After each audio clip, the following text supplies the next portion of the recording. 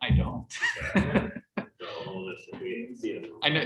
Usually they send me a text like she's on, and then they tell me. Yeah, but she usually like calls into the audio part if she's depending where she's at. And then yeah, her name doesn't pop up. So do we have it all worked out as far as how we're picking? Well, that was the question I was trying to ask you. When we get to just like a list, so it's worse. Yeah, that's the question.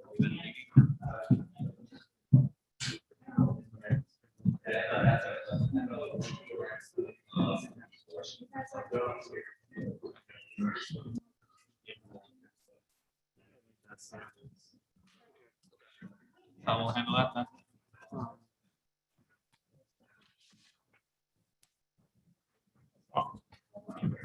Can we rip these guys out?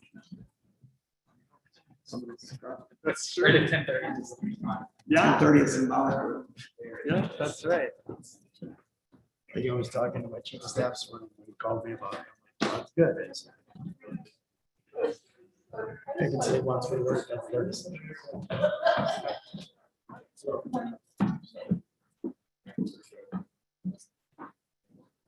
Too bad we didn't include all state governors.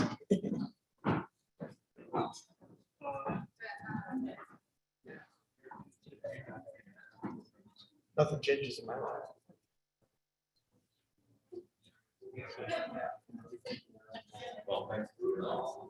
Some of them, there's gonna be some smaller ones that have things because of the government.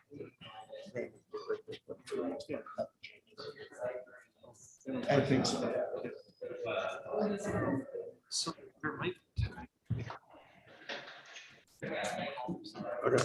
I'll just point to you and then I can just take over. Sure. The thing, okay? How many senators are we expecting on the phone for Zoom? I think we're expecting all of them. Okay. Yeah. So we got some good topics to yeah, obviously just some recent times. Is Tom gonna be in person? Yeah, they're all like everyone's in person. Right, Nick? Everyone's in person. Yeah, everyone should be here. Are there any questions that you asked? Steve, Steve Boss is going to talk.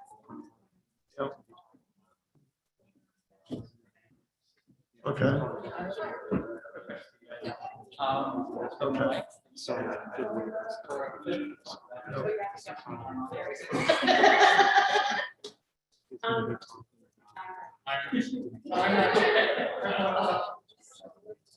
Okay. Gotcha. Okay. Yeah, thanks. But I do believe we got an awesome. Yeah. work, so I'm sure it'll be okay. Okay.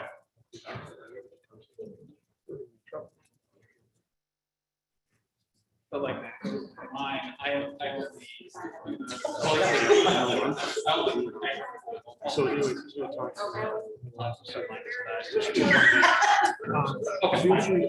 You're right. This is multiple people. Okay, I'm not sure. Yeah. We have. Is there a chance they're gonna speak? Oh, yeah.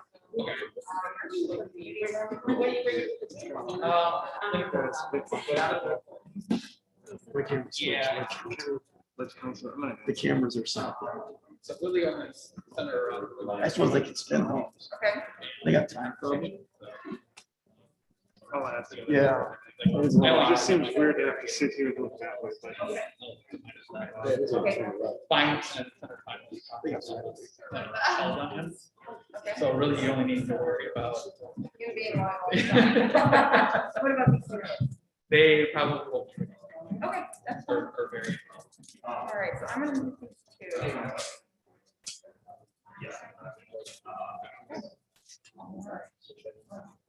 But they're not. Turn it on. Okay. Okay, I'll see.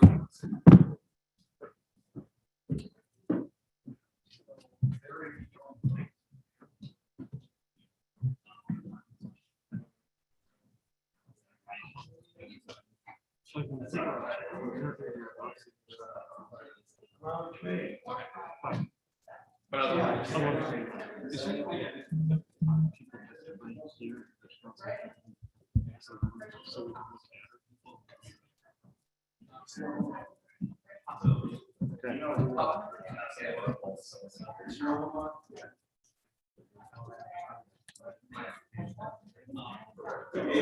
What if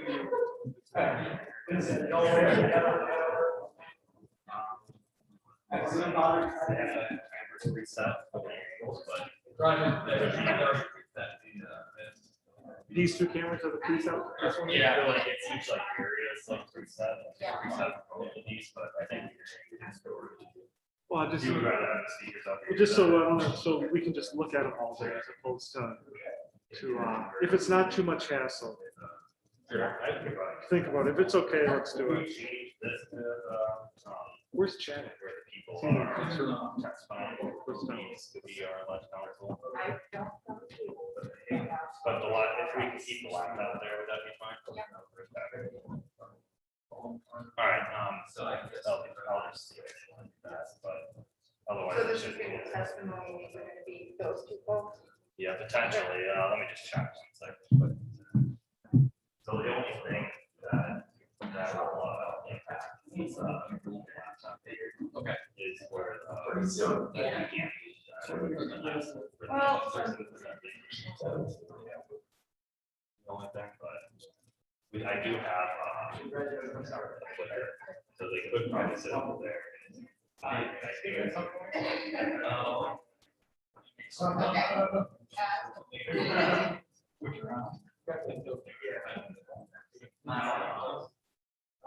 Zoom Yeah. is. I think Yeah. those together. I can make it. Okay, could we do that? Yeah, we'll just switch it around. We'll leave the laptop there at the clicker so they can advance the slides. Excellent. I'm gonna add those two, so that's great.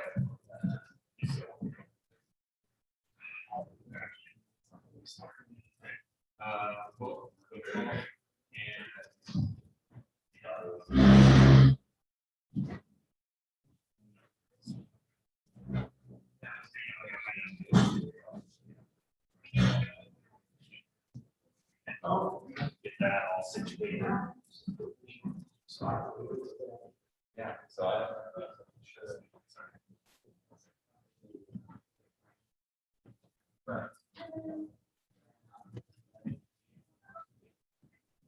Oh, yeah, sorry.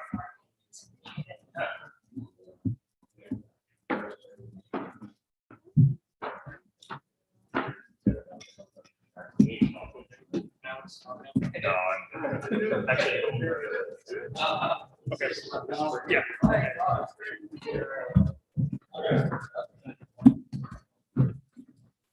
Morning. Good morning. How are you? Good. Are you guys gonna be having a presentation? No, we're not. Can't complain about that.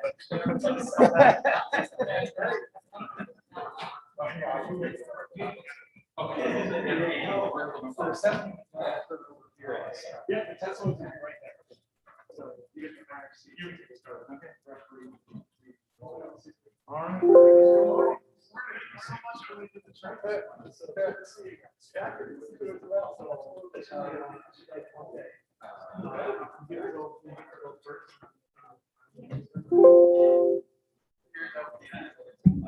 I'm sure people get very happy to do so.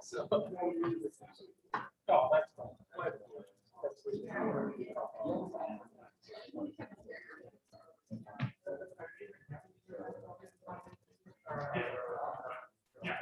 Not an agency. Oh, they're only bringing in those 4 agencies, so. Yeah, that's. No, that's not sure, this is a lot of opportunity. Thanks again. Yeah.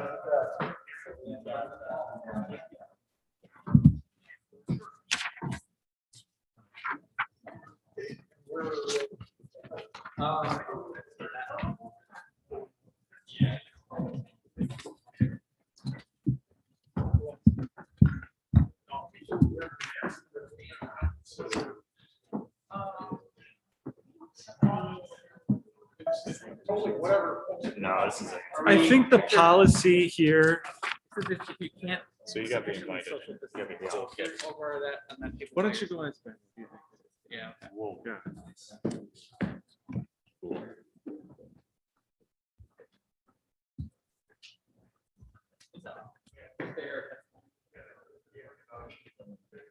So the testimony with the tables are not gonna be over there. Yep. That's gonna be the testimony, it's gonna be over there.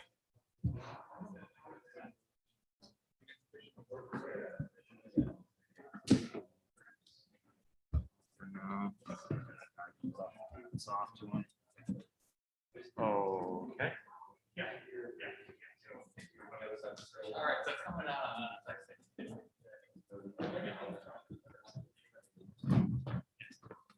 What's up? You want me to make the decision? Well, it's- yeah.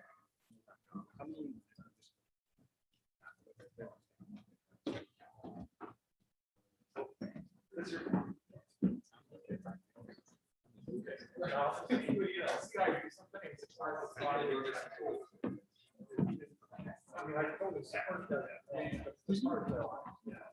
Actually, think it's fast. Oh, that's,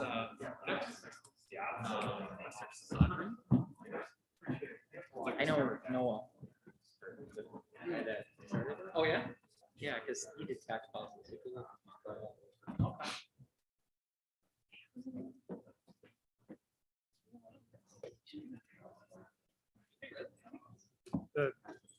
Not the Democrats don't come.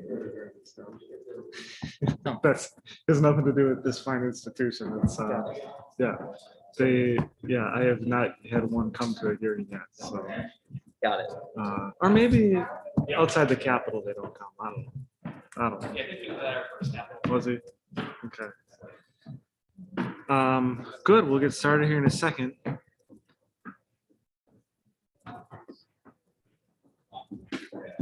What's his name? Oh, Dave. He knows my last name. And then Dave can actually, did I, maybe I don't, oh, yeah. Sorry, I didn't get his name on there.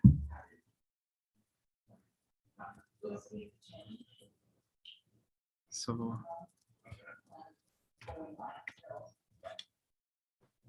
Okay.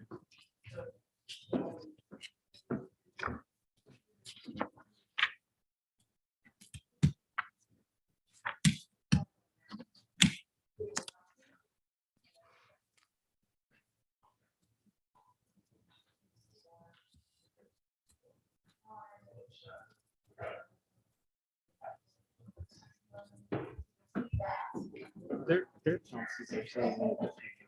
Yeah, it is. So it's the same thing you have in your binder. This is perfect, then I don't have to flip through it. Um,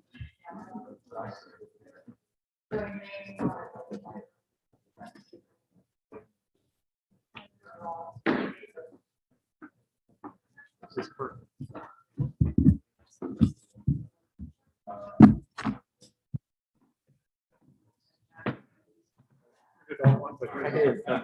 I've actually got one right here in my file, so thank you. We're over here.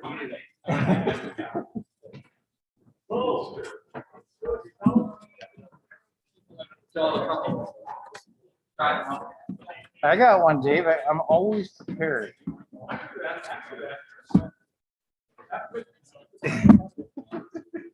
Going through and back out there.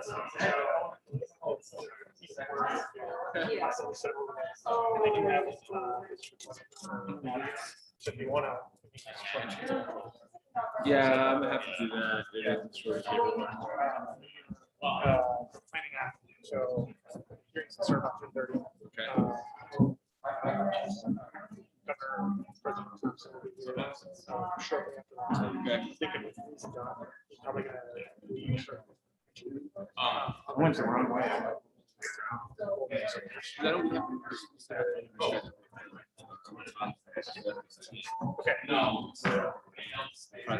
Okay, so maybe he is, I'm not sure, I'm not entirely sure of the schedule, they have want us to, so if you guys have something scheduled. Okay. Yeah, that's all I was talking about. Okay. So I'm just. We'll roll with it. But yeah. if you wanna grab some of the rock house or, Yeah. you can grab it now before it starts if you want. Yep. So if you want to grab it quick right now, you got 1 minute. So if you wanna- No, I'm actually grabbing now, but I'm just gonna set up. Okay. Yeah, go ahead, do that, and we can come out the hallway here and grab it. Quick,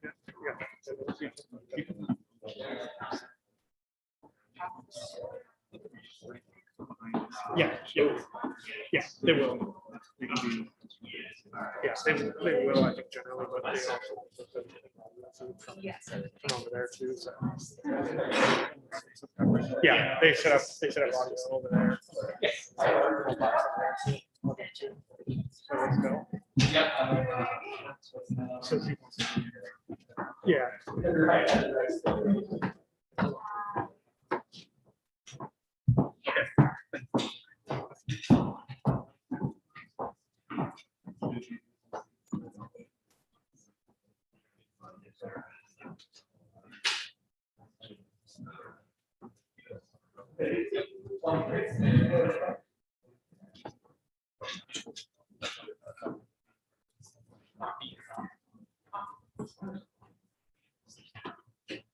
Hi, I'm Connie Hutchison. Oh, it's nice to meet you.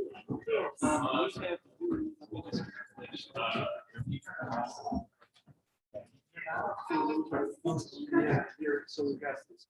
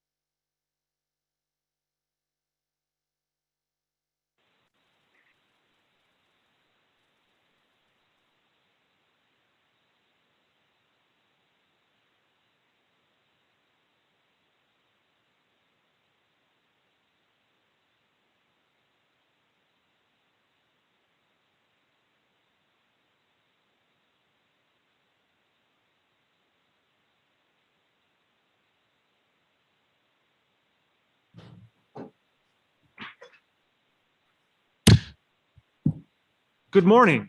I'm Senator Roger Roth. I'm the chair of the Colleges and Universities Committee, and I'm going to ask that members and guests please take their seats.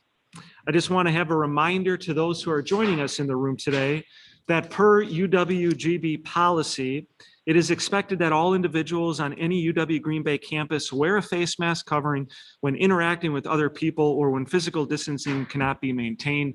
And we certainly want to be respectful of their policy here today. At this time, I'm going to ask the clerk to call the roll. Senator Roth, Here. Senator Nass,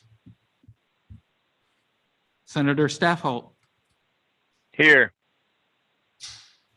Senator Fine, Here. Senator Darling,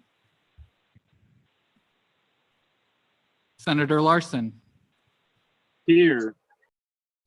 Senator Erpenbach, Here. Senator Royce, Here. Senator Pfaff, Here. Here. Thank you. I want to welcome, for all those watching remotely, the Senate Committee on Universities and Tech Colleges is happy to be here on the campus of UWGB today, home of the Phoenix in about 8,000 students. The campus was established in 1965. Tell us more about the university is UWGB Chancellor Michael Alexander.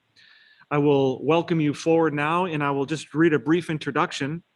Chancellor Alexander assumed his role as the 7th Chancellor of UWGB in May of last year. Prior to that, he served as Provost and Vice Chancellor at UWGB since July of 2019.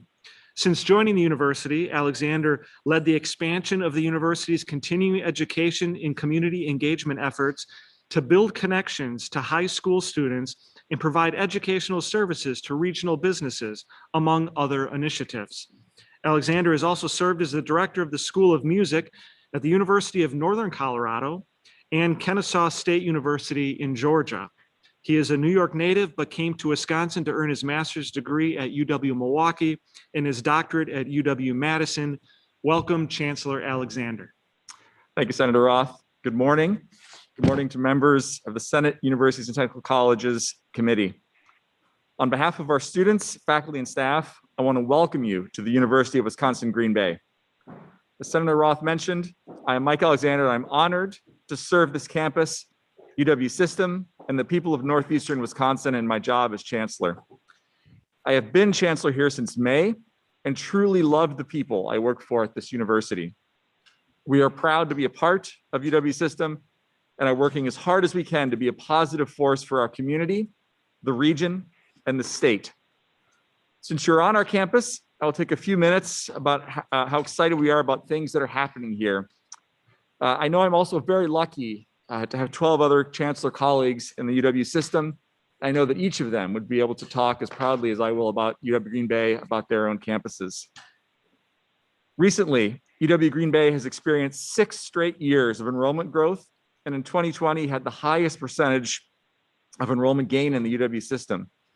Projections from UW system show that we will exceed 10,000 students in the next 5 years and be appropriately sized for a university that serves the 3rd largest economic region of our state. The recent addition of campuses in Manitowoc, Marinette, and Sheboygan provide us with an expansive 16-county footprint to serve communities along the eastern shoreline of Lake Michigan and Green Bay. At UW Green Bay, we are rethinking what it means to be a regional comprehensive university in the modern landscape of higher education. How are we doing that? We are thinking differently and running headfirst into the opportunities we see to make a regional university be core to the development of its region. We believe that a regional comprehensive university should be reflective of the community it serves. Our recently revised mission and vision make us distinct within the UW system and have driven our recent growth. We view the role of a regional comprehensive university to be one of access and to provide support to our K-12 colleagues and community through dual credit offerings, badges, certificates, and credentials to support the regional workforce needs and to provide education from pre-college through retirement. It is our job to ensure that we offer our educational offerings in ways that are convenient to the students we serve and inspire lifelong learning throughout our region, and not just offer classes that are convenient to us and hope the students come. To prove we are thinking this way, each year, our Division of Continuing Education and Community Engagement serves over 70,000 people, in addition to the students that attend programs leading to more traditional degrees. When we say access to education, we mean everybody has access to our educational array. We are interested in helping all students reach their educational and career goals. For example, Governor Evers has placed $300,000 in his budget to provide tribal gaming funds to UW Green Bay in collaboration with the Oneida Nation for outreach programs. Working collaboratively with the Oneida is in our charter as a university, and we are exceptionally proud to have a unique doctoral program in First Nation Studies and offer STEM camps to pre-college students in the Oneida Nation. We are not interested in competing for students with other schools in the state.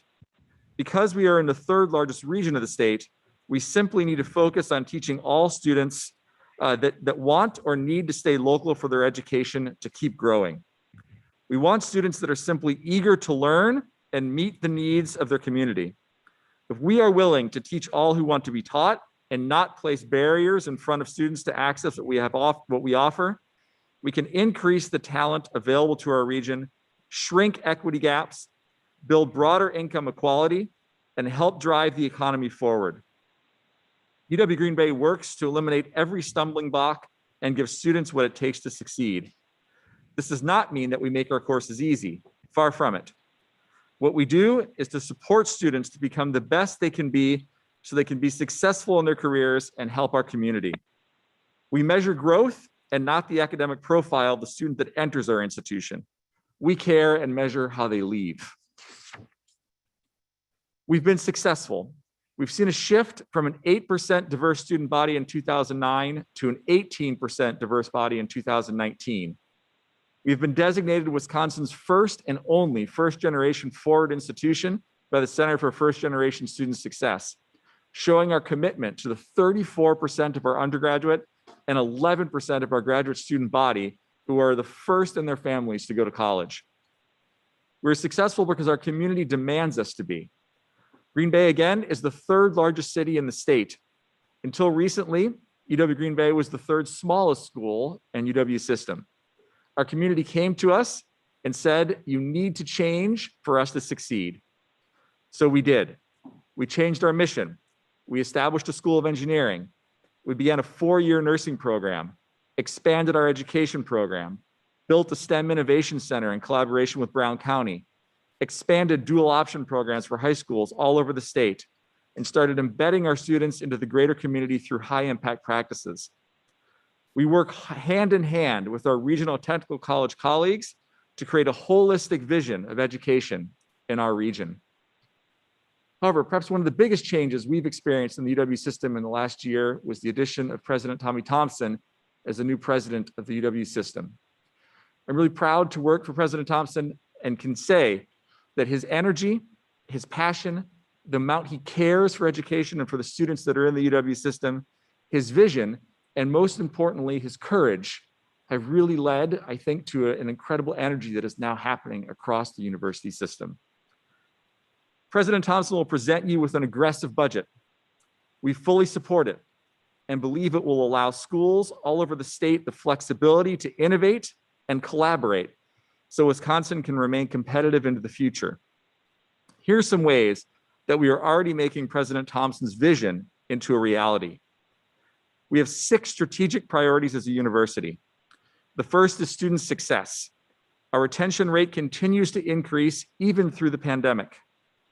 We even created the Rising Phoenix program that allows students to get an associate degree with us simultaneously with their high school diploma to set them up for success. We believe in President Thompson's request for funds for prison education. It is about access, success, and the power and hope education provides. Second is inclusivity. We must be part of the solution to move Wisconsin from near the bottom of the country and the equity gap between white and non-white students in educational attainment. Third is digital transformation. We must prepare our students and our business practices for the world of the future. And President Thompson is clearly doing this at the UW system. Fourth is community connections. This is core to who we are.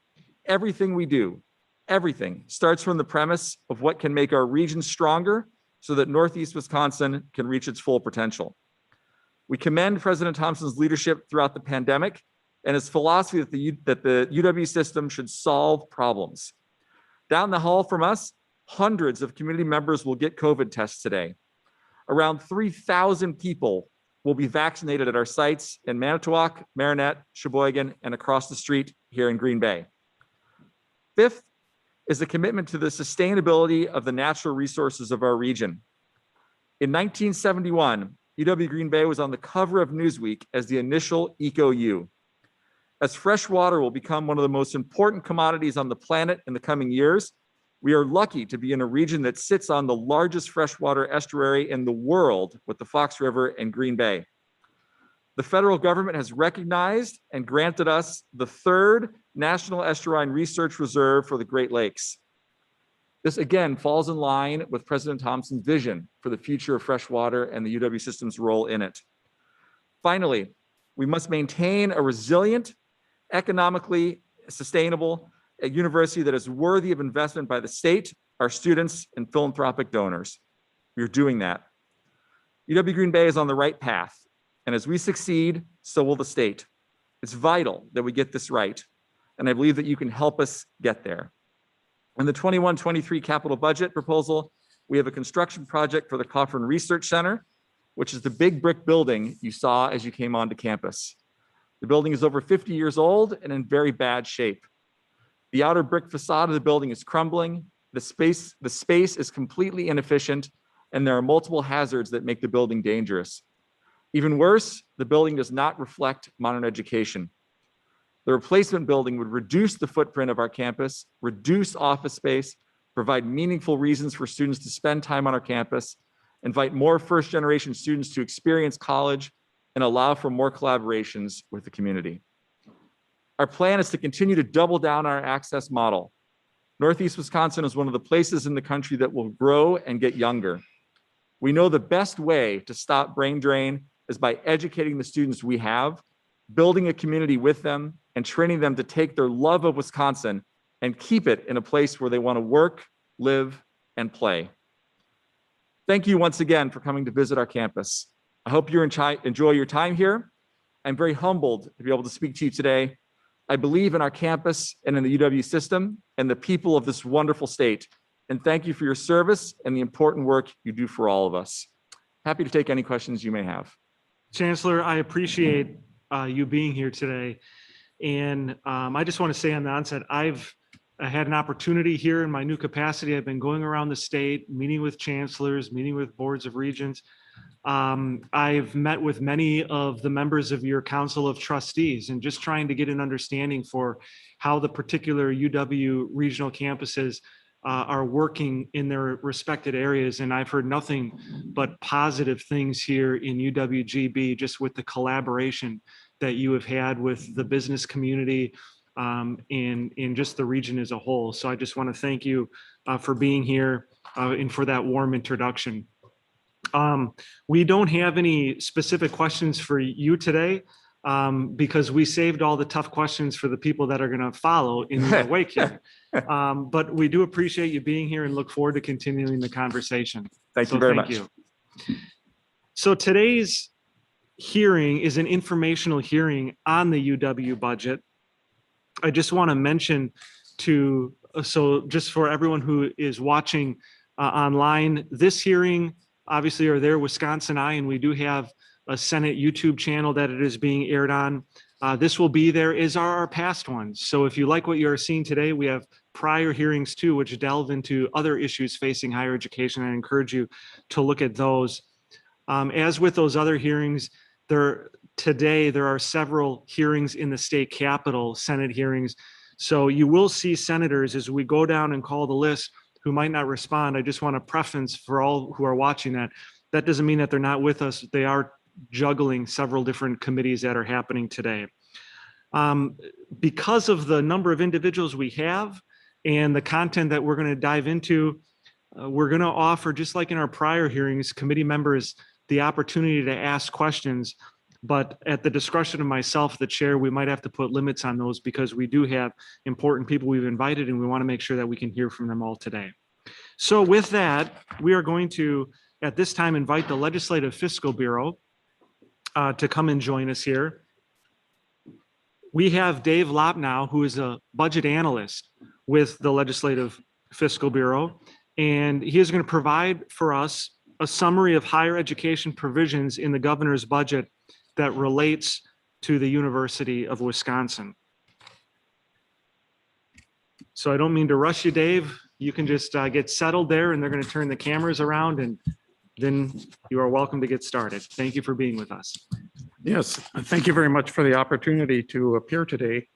The document that we circulated, which I think folks have a PDF copy of, are just the pages from the summary document our office put out relating to the governor's budget recommendations. So I'll just start with that. On page 1, for each of the agencies, we'll put in an agency table. And the way that's constructed, it shows the 2021 adjusted base funding levels. So you can see in terms of GPR, that is general fund supported appropriations, there's $1,187,000,000 would be in the adjusted base for the UW system.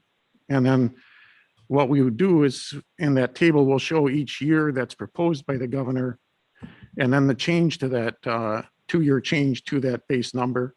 So there's about 191.6 million GPR is the amount of the increase the governor has proposed in his budget bill. So we'll just briefly go through some of the major items under the UW system in terms of the funding amounts that the governor has recommended. Standard budget adjustments is about 36.8 million. You'll see that pretty much for every state agency. It really is trying to true up. It sort of looks at, okay, what is their budgeted amount for staff and personnel? And then looking at an actual payroll, how much either more or less would be needed to cover salary and fringe benefit costs. And because the UW system has, I mean, it's such a large entity, it has 17,800 GPR positions. The standard budget adjustments is a significant amount of general purpose revenue, 36.8 million, as I said. So on item 2, this would be governor's proposed a continuation of the freeze on resident undergraduate tuition. That's been in place since the 2013-15 biennium. So each 2 years by law that has been put in place, and that's what the governor is recommending.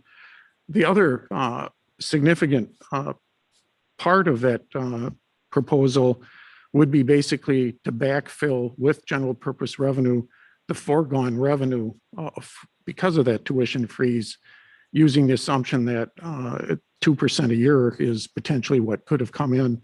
So you can see that the governor is proposing to provide 16.8 million GPR in the first year and then 33.6 million in the second year.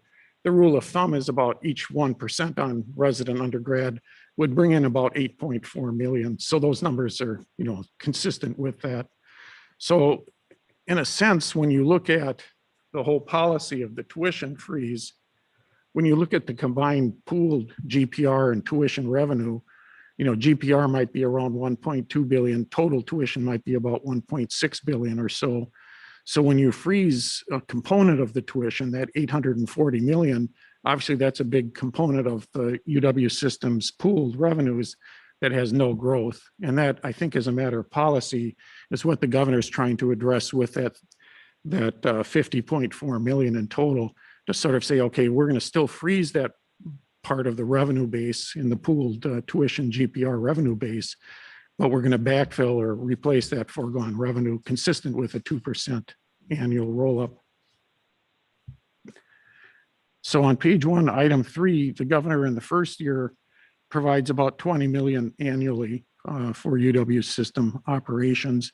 So that's the equivalent of roughly a 2% increase in the first year and then continue just a level at that slightly higher amount based on the GPR. About of the 1.2 billion GPR, around 200 million is debt service. So then you can sort of view the other billion as sort of what is actually supporting their operations. So that's the reason the 20 million is rough, just roughly about a 2% increase in the first year, and then continued at that funding level in the second year. So on page 2, the tuition promise expansion, basically the governor would provide 39 million in the biennium, 13.8 in the first year, and 25.2 million in the second year of general purpose revenue.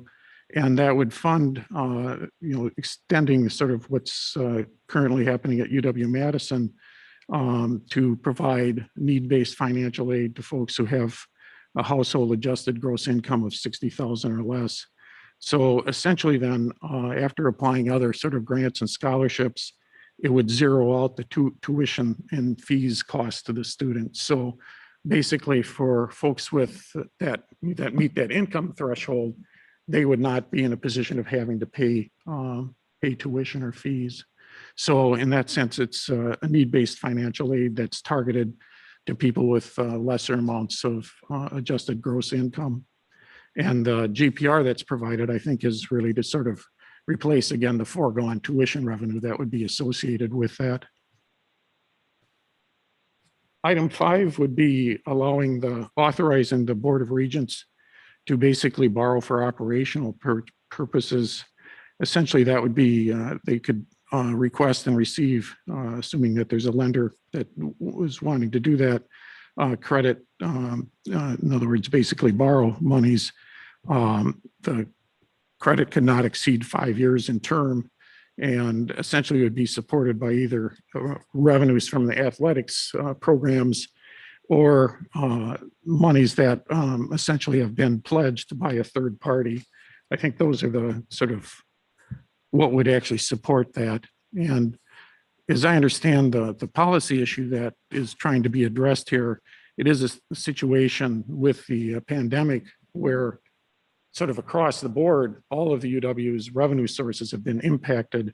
I mean, typically you sort of hope for offsetting sort of things. If one area is down, another area might be up. Well, in this situation, like most folks, everything's down. You look at dorms, food service, unions, athletics, right across the board, parking, all of what would be the auxiliaries are self-supporting all of their revenues and then the additional expenses. But in any event, I think the idea behind it is to provide a line of credit so that you can sort of smooth that out, try to maintain your staff so you don't have to lay off as many folks now, and then hopefully when things return to normal, if that actually happens, then you won't have to sort of have that sort of where you've laid off a bunch of folks and now you have to rehire. And I think they're trying to fill in the valley, as it were, in terms of their revenues. So, I mean, I don't know about the timing, just it takes obviously time to pass a biennial budget and everything else, but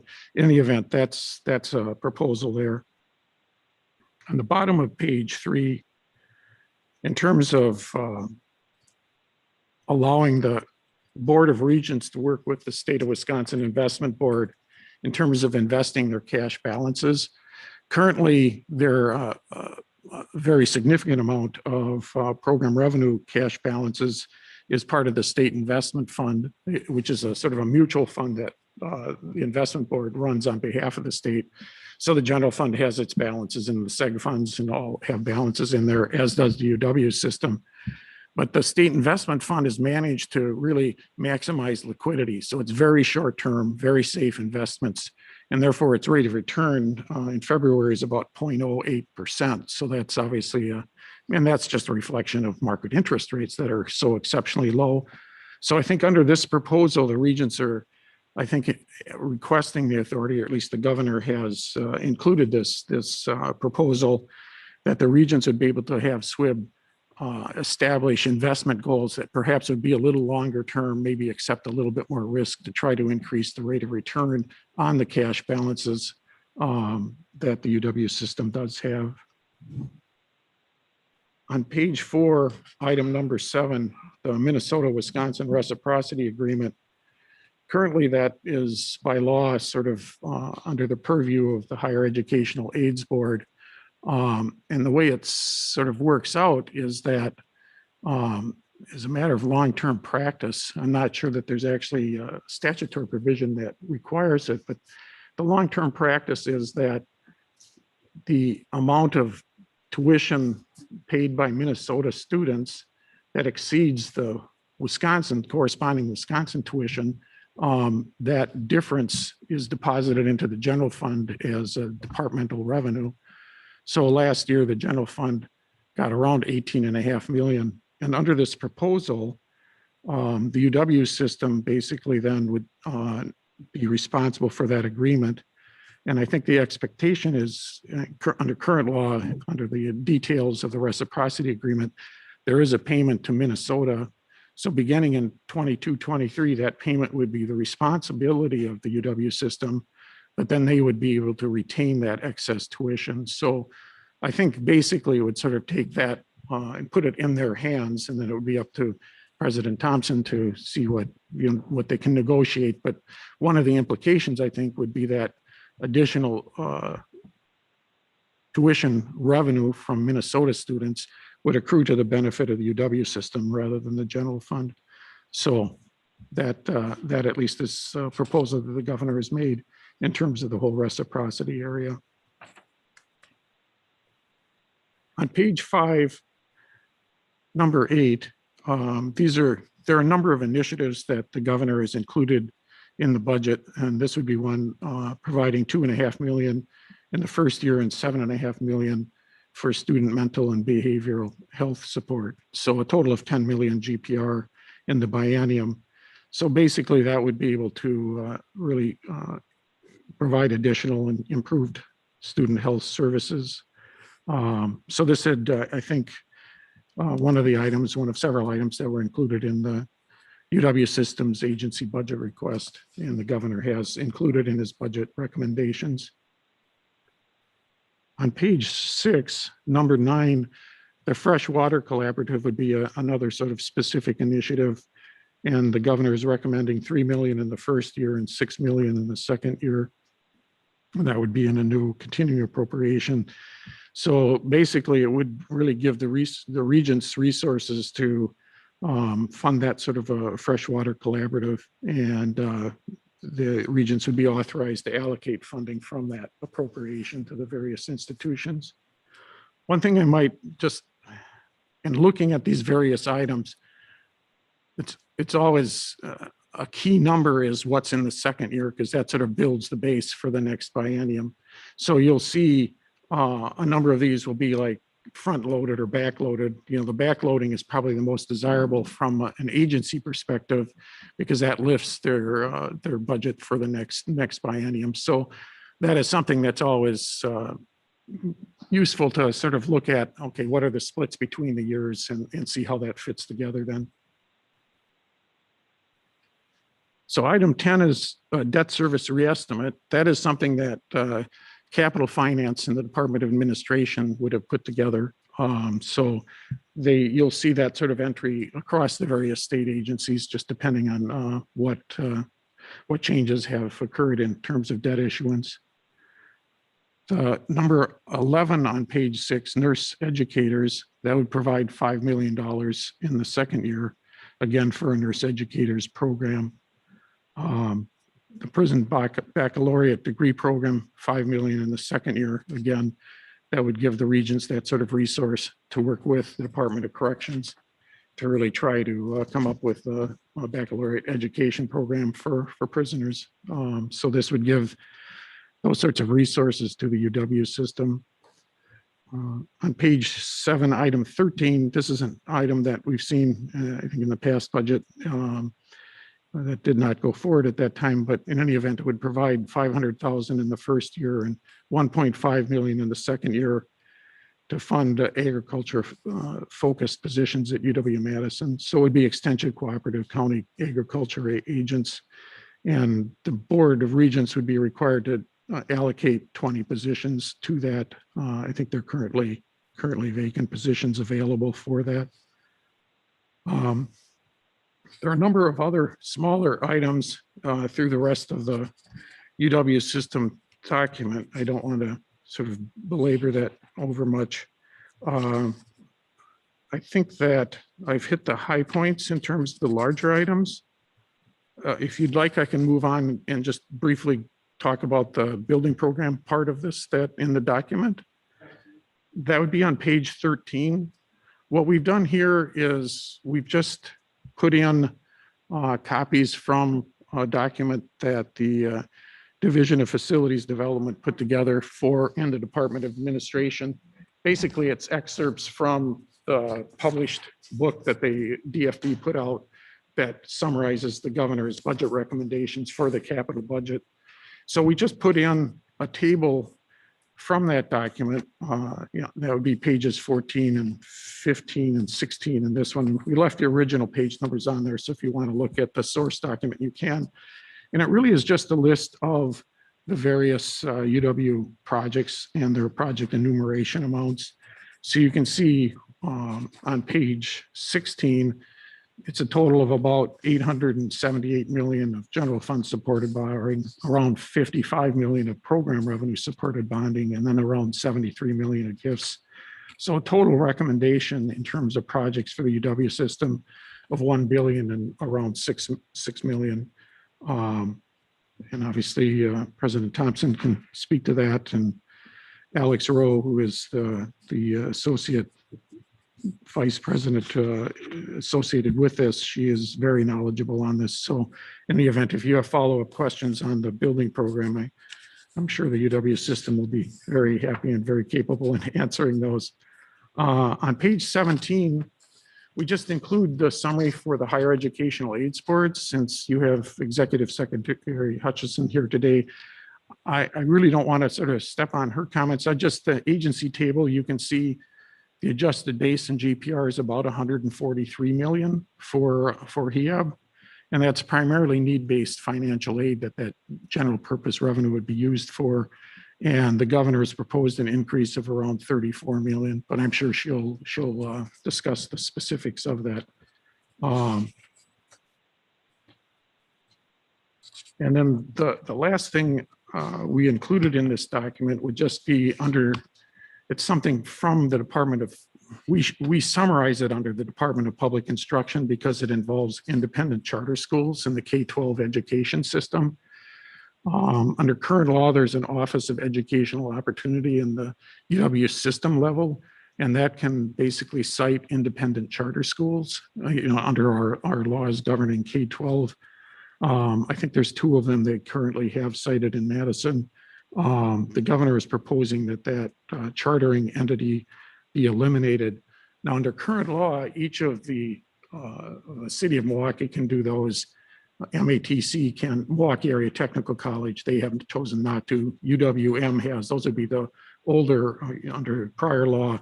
And then all of the other chancellors in the system have this authority. I don't think any of them have chosen to exercise that. But in any event, this one entity would no longer be no longer able to authorize charters. UW-Madison would take over the existing contracts, so those would be honored, and Madison would sort of take on the role that OEO had in those contracts. But under this proposal, OEO would no longer be able to do that. So that's pretty much what I had planned to cover today in terms of just the overview of UW system and HEAB. Well, I appreciate that. I appreciate that walkthrough, Dave. And we're going to turn to the committee here in just a moment, but I'm wondering if so much of what we see from a budget perspective now is being influenced by the stimulus bills that they've passed in Washington, both last March, this past December, and then of course the one that was just passed here this past month. I'm wondering if you could walk us through a little bit the federal COVID funding as it relates to higher education and what that might look like for the state?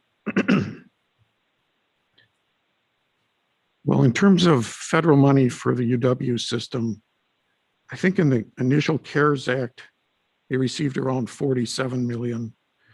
And then I think from DOA, they perhaps got another 50 or so 3.2 million from a cost tracker, an allocation of 18.9 million, and then DOA testing 31. So that might be another 50 or so that sort of went through monies that initially started with the governor or with DOA. I think under the CAA, the UW system's institutional piece was about 101 million. And now under the American Rescue Plan Act, I think there might be another 138 million. Those would be monies that went to the institutional side of it. As part of those, there also were student aid, 47 or so in CARES Act. Another 47, I think that was required under the CAA, and then maybe another 137 under ARPA, the American Rescue Plan. So those components, I mean, very valuable in terms of providing assistance to students, but they sort of are separate from monies that would be available to the UW system for its institutional needs. So, that's a significant amount of federal money. The flip side of that, of course, and this may be something that will be, I think President Thompson has a regents meeting next week. Back in March in the meeting, they had sort of summarized their various revenue hits and costs and such that the system had taken from March through December. And, I haven't seen something more recent, but perhaps that'll come out next week. But in any event, I think they had their net financial impact as being down 318 million at that time. Again, when that just stops at the end of December. So even with the additional ARPA money, they would still be underwater in terms of the revenue losses and then the very significant additional costs associated with all of the aspects of dealing with COVID. So in that sense, you're absolutely right. It's the federal money certainly should be part of the discussion as far as looking at that and just trying to assess, okay, what does it mean with, if you step back, it's hard to even, having worked at the state budget, to even start to comprehend how the feds do budgeting when their unit is trillions in terms of, is it 1.9 trillion or 2 trillion or 3 trillion? That to me is really hard to grasp. But in any event, clearly the amount of federal monies received is part of that discussion. But the flip side, which the UW system has been trying to quantify in terms of foregone revenue, because as we talked about earlier, so many of their revenue generating enterprises have been dramatically affected by the pandemic. And then, you start looking at, okay, other tuition sources, international students from Madison. Well, that's probably cratered as well. And just a lot of financial difficulty. But again, I'm sure the UW system will have their own thoughts and comments about that as well. Do you have, Dave, a top line number if you added all those up? And if on what that COVID relief funding to the UW system would be? If not, I don't want to put you on the spot now. Now, let's see, if I take 48.7 plus 3.2.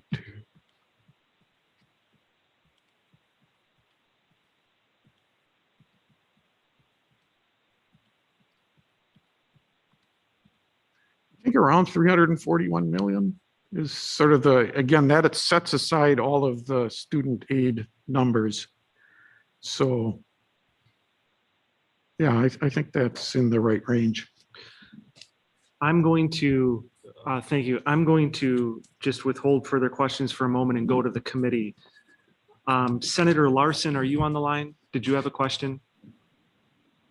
Yeah, thank you, Mr. Chairman, and thank you Dave, to come and present this information from the Fiscal Bureau. I appreciate it. I guess, as we're looking at all of these, what seems kind of stark and, almost unsurprising is a lot of these allocations are not necessarily overlapping or dealing directly with COVID as much as COVID is on everybody's mind. If you talk to neighbors around the state, if you talk to students, it's the number one thing that they really care about. But it looks like so many of these things, frankly, are things they're addressing deeper seated problems and deeper issues that need to be addressed. in those issues that you've outlined in terms of what budget recommendations the governor made, there seems to be some discussion about just saying, well, the feds came in with some money, you can just kind of use it for whatever. You can use it to sub in for what the governor was requesting. It doesn't seem like any of these, outside of maybe the addressing student mental and behavioral health in an indirect way with what students are dealing with, it doesn't seem like any of these are directly related to COVID. It's more, these are deeper issues within the university that need to be addressed. Is that, would you agree with that assessment, or am I don't know, am I not seeing this correctly? Well, I think your comments are well taken on that. I mean, the federal money has to be expended by 23, as I understand it, September of 23. So obviously it's very welcome in terms of backfilling foregone revenues or addressing the COVID costs, but it's not an ongoing source of revenue. And the purposes for which it can be spent, you have to be sure. I'm not sure that there's guidance yet on the most recent 137 million. But if you're looking at, okay, we want to have ongoing activities at the UW system, then general fund monies or GPR monies in the second year are key. So yeah, I think in that sense, the governor is sort of looking beyond the current crisis or current pandemic and saying, okay, here's how we want to build out into the future. And the second year funding amounts are a key for that. Bach, did you have a question? Senator Royce, did you have a question? Senator Fine? No, thanks. Senator Paff, did you have a question? Senator Staff Schultz? I did. Thanks, Dave. I really appreciate it. As always, you have very thorough information and it allows us to help make better decisions. I wanted to back up just a moment. When you were talking about reciprocity for tuition and the agreements that we make with other states, this is actually an issue that I had contacted Chairman Roth about. Maybe we should have a hearing that included that topic, and we just didn't have time, and I appreciate him looking into whether or not we could. But when you're talking about that, I think this issue, it doesn't make sense to me. So we make an agreement, help me understand it. We make an agreement with Minnesota. If tuition in Minnesota is, these are not the numbers. Let's just say it's $10,000 in Minnesota. In Wisconsin, it's $8,000. That extra $2,000, if we have that agreement, that revenue does not go to our Wisconsin universities. It goes to the GPR. Is that correct? Correct. So, I mean, if you step back, and this goes back a long time, many years ago, I think the idea must have been by policymakers at that time that they didn't want the UW system to profit from the reciprocity. So using your example, UW system would get 8,000, they'd retain the 8,000. So in that sense, it's transparent. It's just as if that student were another Wisconsin resident. And so what would have been the extra money, the 2,000 in your example, then was put into the general fund. So whether that's a good policy or bad policy isn't for me to say, but that's sort of where we're at right now. And I'm sure the UW system would view that as well.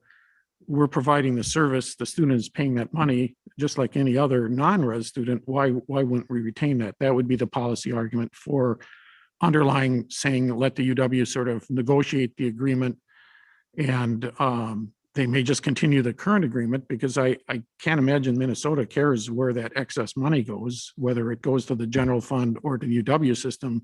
I expect would be in a matter of indifference to them. But yeah, that is how it's set up right now. Senator Nass, did you have a question?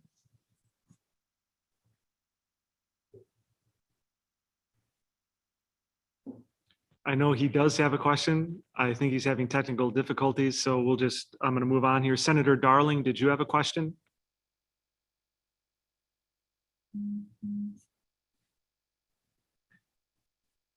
Senator Staffschulte, did you have a follow-up?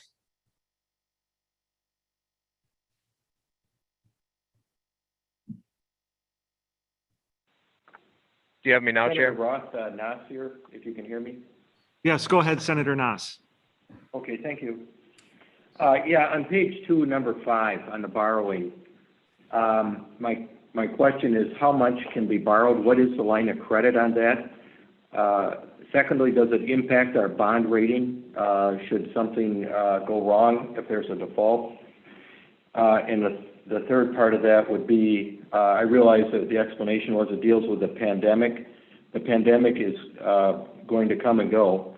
And so is there an end time on this, or when everything is fine again, will this just continue on and the university will be able to utilize that going forward forever? So those are my 3 questions on page 2, item 5. Yeah, there's not a limitation on the amount, not in the bill. Obviously, one could put that in, but it's not there at this point. As a practical matter, obviously, the market, presumably market discipline would limit how much one could actually do that. A lender would look very closely at the likelihood of repayment, and the larger amount that potentially would be borrowed would get even more close scrutiny. But your point's well taken. There's not a limit in the proposal. In terms of bond rating, I think the bill quite specifically says this would not be a debt of the state. The state would have no obligation towards that. So I don't think that it would have an implication on the state's bond rating. I'm just not sure. I mean, the state debt issuance, our revenue bonds are supported by the underlying revenue streams, vehicle registration fees for DOT and Clean Water Fund activities for those.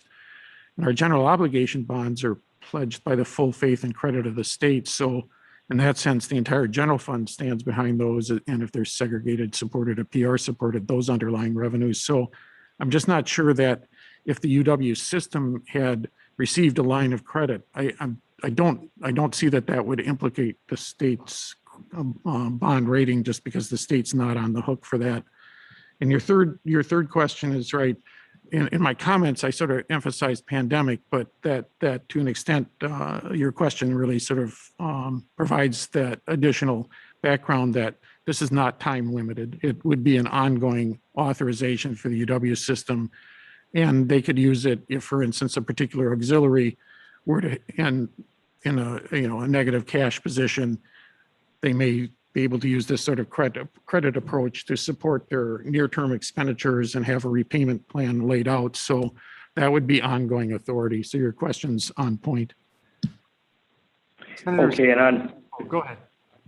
On page 10, number 24, are there other monuments on the campus? I see this is I don't know if this is the first one or if this is one of many that would be placed. Just a curiosity question. That I do not know, but I'll certainly follow up on that for you. Okay, and then on page 12, number 28, for the illegal aliens, do we have a projected cost on that? What the number would be? So the financial number on a number, obviously multiplied by the number of individuals, and what that cost would be to the UW system. So you're talking about item 28? Yes. I'm not sure that I don't know if there are any individuals in that status who currently would be attending and paying non-resident tuition. So I'm not sure if there actually would be a cost. I'm just not sure. Given that non-resident tuition is a fairly substantial amount, I'm just not sure there's any individuals that would be in that status. But again, we are more than happy to follow up and talk to the UW system and see if they're aware of, is there a count? Because your point, we certainly can, if we get an idea how many folks there might be, we certainly could do that here's what they're paying in non-res, but I'm just not sure if there would be people in that situation. But will certainly follow up on that for you, Senator. Happy to do so.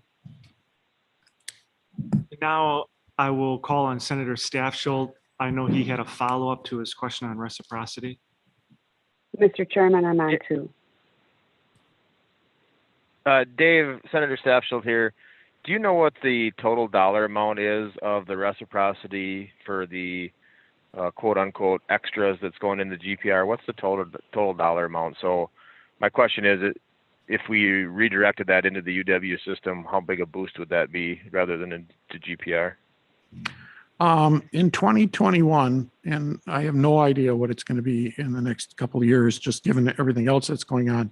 2021, I think we paid a little more than 7 million. That would be from the general fund to Minnesota, because there's a separate sort of calculation as to student costs and what amount of tuition. But then the general fund received about 18.5 million.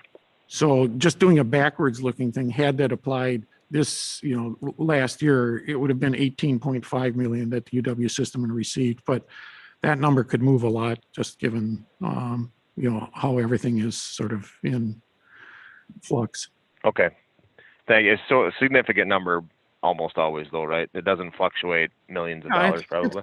It's been creeping up, but yeah, it's been in double digits, 10, 12, 14 million for the last 5 or 6 years, annual numbers. So yeah, it's okay. a significant amount. Thank you. Senator Darling, did you have a question?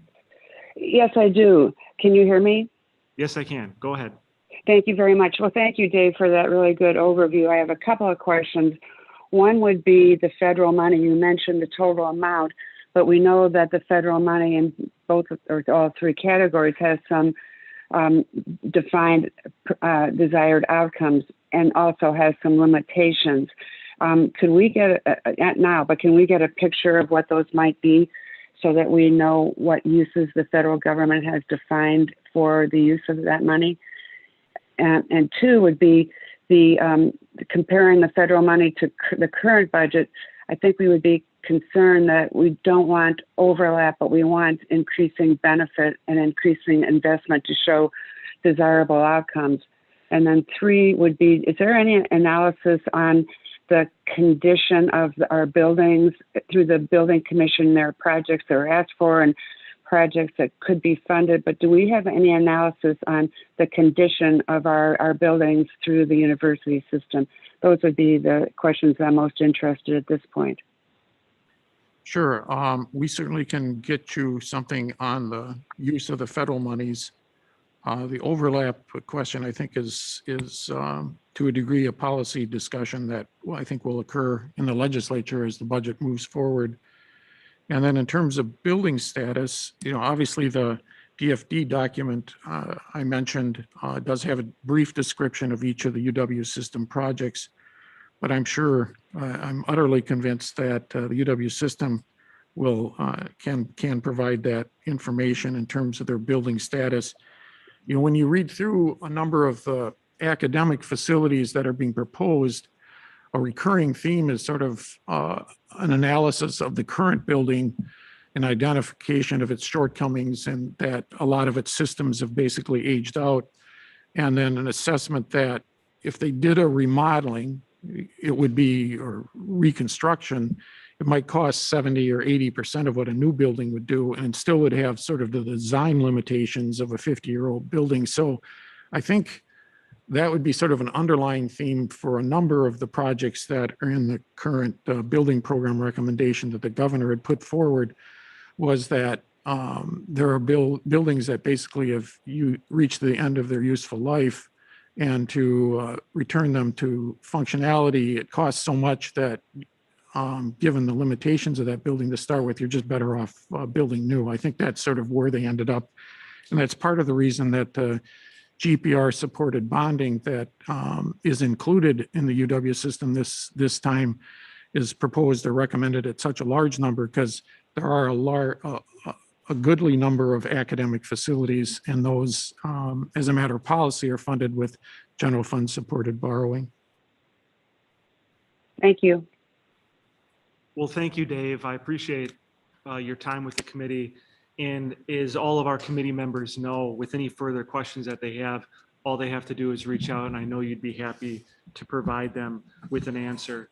For those who are tuning in virtually, Dave Lopnow, who is an analyst at the Legislative Fiscal Bureau, he did prepare for the committee overview of the governor's budget, and I'd be happy if anyone's listening when they'd like to see that so that they could follow along with the replay later. If you reach out to my office, we'd be happy to provide that. So thanks again, Dave. Thank you. Our next speaker today really needs no introduction. He happens to be the longest serving governor in our state's history. Governor Thompson became interim president of the UW system in July of 2020. Please help me welcome President Tommy Thompson of the University of Wisconsin system. Thank you so much for being with us here today.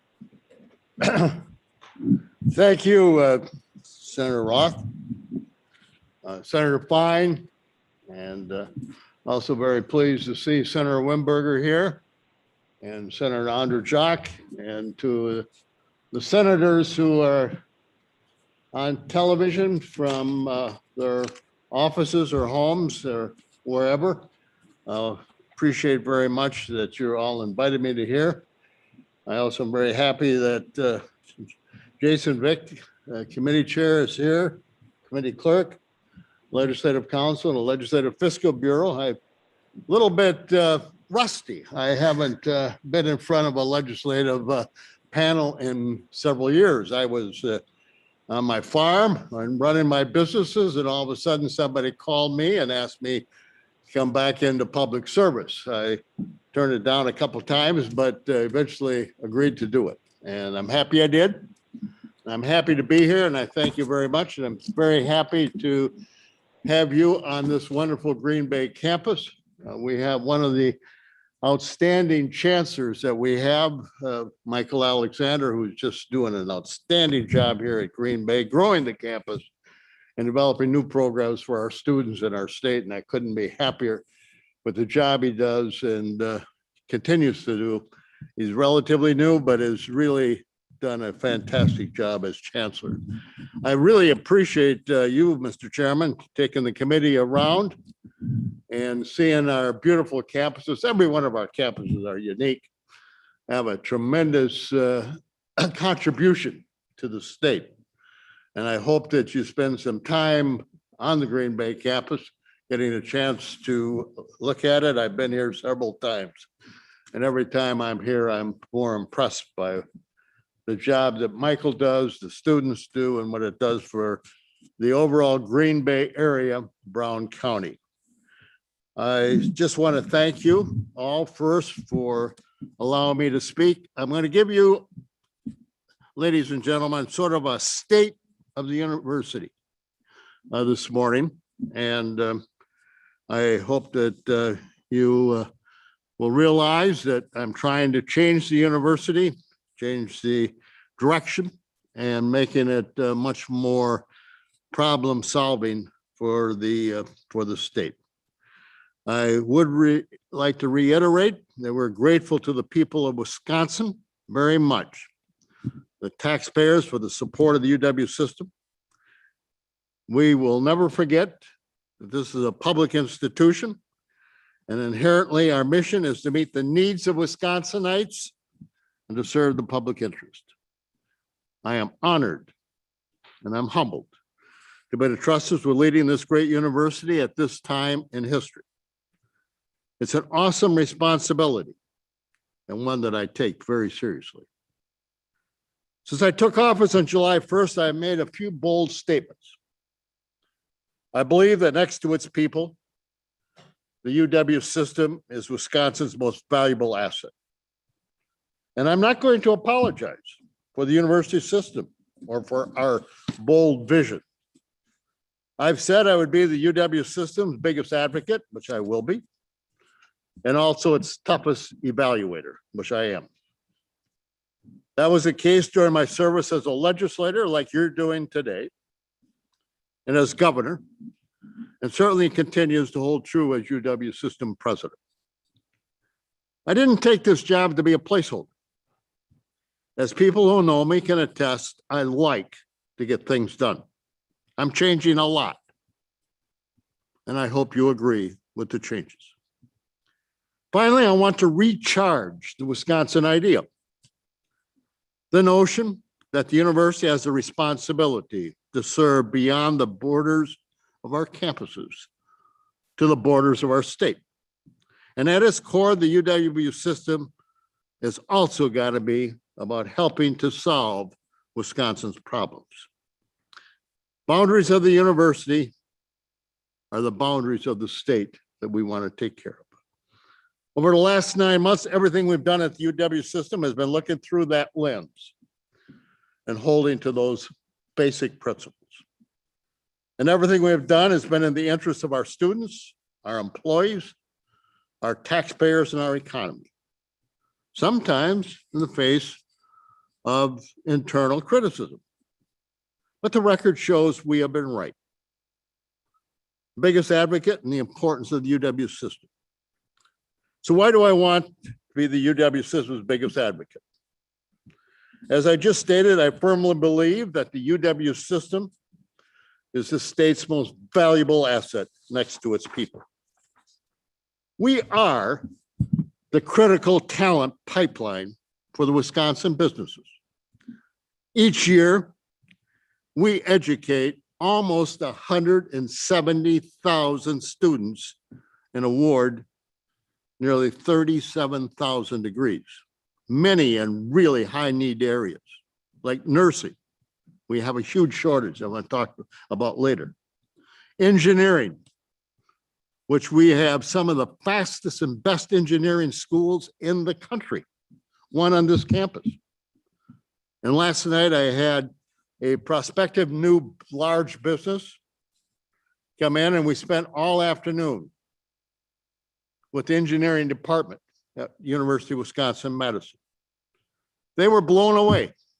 They're going around the country looking at prospective places, and they contacted me. Brought the engineering department in, they said they've never seen anything like it. One of the finest programs they ever had. I was absolutely thoroughly impressed. And I hope that, you know, that your committee, Mr. Chairman, could also have the opportunity to have some of these programs, these engineering departments come in. And yes, we have shortages of engineers, but we have shortages of space because we got students wanting to get in because it is so darn good. And I want to tell you, 90% of those graduates stay in Wisconsin for 5 years. Out of the 37,000 graduates, 90% are staying in Wisconsin. Manning, employed, operating our businesses for the economy of the state. That's important for the strength and the vitality of our economy and our communities all over Wisconsin. At the same time, our faculty generates groundbreaking research that improves lives and often leads to new companies and patents. Right now, we're doing experimental programs, research programs on some new vaccines. I think that's outstanding. That's your campuses. That's your school. That's our school. And I want you to be part of it. I want the legislature to come and see the importance of our campuses and what we're doing on our campuses for research. UW system is a major source of research and innovation with more than $1 billion. $1 billion we bring in, usually from the federal government, on research dollars. And this activity annually across our 13 institutions. We're powerhouses recognized around the world, with UW-Madison being the 7th largest recipient of federal research dollars for new research projects, continuing to rank among the top 10 recipients of federal grant funding. University research and spin-off companies employ thousands of people across Wisconsin. And we're making a difference with relevant research. And last night, this company is in the electrification building. And we have one of the best electrical engineering, electrification programs any place in the country, in the world, on your campuses. I was impressed. And I want you to be too, with what we have to offer. We're making a difference with relevant research. UW-Madison alone has more than 70 funded research projects specifically aimed at addressing impacts of COVID-19. This insidious disease that has paralyzed our country and world and our state. 70 research projects on Madison alone, from vaccines to medicines, critical research and vaccine development at UW Hospital. It's absolutely amazing to see what these scientists are doing. Yes, pandemic, COVID-19, this insidious disease has swept across this country and indeed the world and has left few people untouched. Everybody in this room has got a story, and it includes our university. The scope and complexity of the problems presented by this pandemic seem to change every single day. Last summer, we were faced with a monumental decision. Do we open up our campuses? Do we welcome back our campuses? I was just on the job for a month, and that decision had to come to me. And I want to tell you, not all the chancellors were in support. And I said, we're going to open up. We opened up on September 3rd. I made the call that our campuses are going to open up and will be open. Our main goal was to have students on campus, but we needed my responsibility as president to make them and our faculty, our staff, and university communities as safe as possible. We took some heat for this decision at times, but we had a plan. We developed an aggressive testing regimen. If you came in through the other part of Widener Hall, this is one of the first campuses that stepped up and said, we want to test. I asked every campus to set up a testing program because I wanted us, the university, to lead. Once again, going back to what I originally said, we want to solve Wisconsin's problems. This was a huge problem, and we stood up. And we also practiced social distancing, hand washing. We also created a culture of responsibility among our students. There were some early hiccups. Anytime you have a rollout as much as we did on testing, you're going to have some problems. But we successfully reached the end of the fall semester with positivity rates lower than the state and lower than anybody else. The safest place in the state was on our campuses. And everybody thought that was going to be the worst place.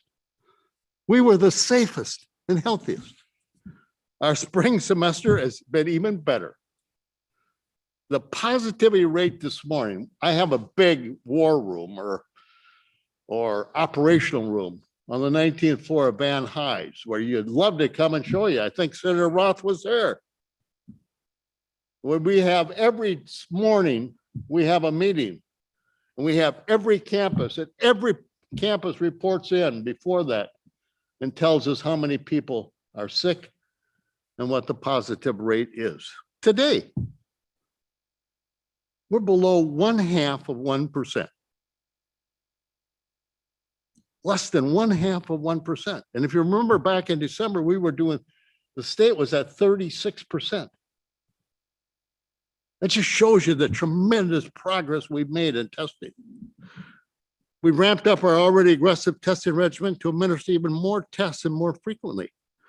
So far, we have performed over 850,000 tests on our campuses. We did it all because we believe it's so important to make students safe when they come back on campuses. It's the right thing to do, to make sure they maintain academic progress. It also helps students grow and develop as individuals and citizens. and helps to create as much normalcy as possible. And one more lovely thing, students want to be on our campuses. As a result of pandemic, universities across the country, which suffered enrollment decreases, the decline at your campuses, the University of Wisconsin was less than most. We were only down 1.9%. In fact, our enrollment of students of color actually increased by 2%. And also, the federal government came out and heard about our testing program, came out to see us. CDC, Department of Health and Human Services, the Vice President's office came out. And they said, would you consider, President Thompson, to expand the testing program into the communities? Once again, we said, absolutely. If you give us the money and the personnel to help us, we want to solve Wisconsin's problem. So we set up testing programs in the community. One here was on the campus. Community came out and got tested. That's your university. That's our university doing what is right, solving problems. Expanded our aggressive student testing program into the communities for free testing centers. And you have one right out here. We administer from the federal government more than 250,000 tests. The only state and the only university system chosen. Your university. The only one chosen.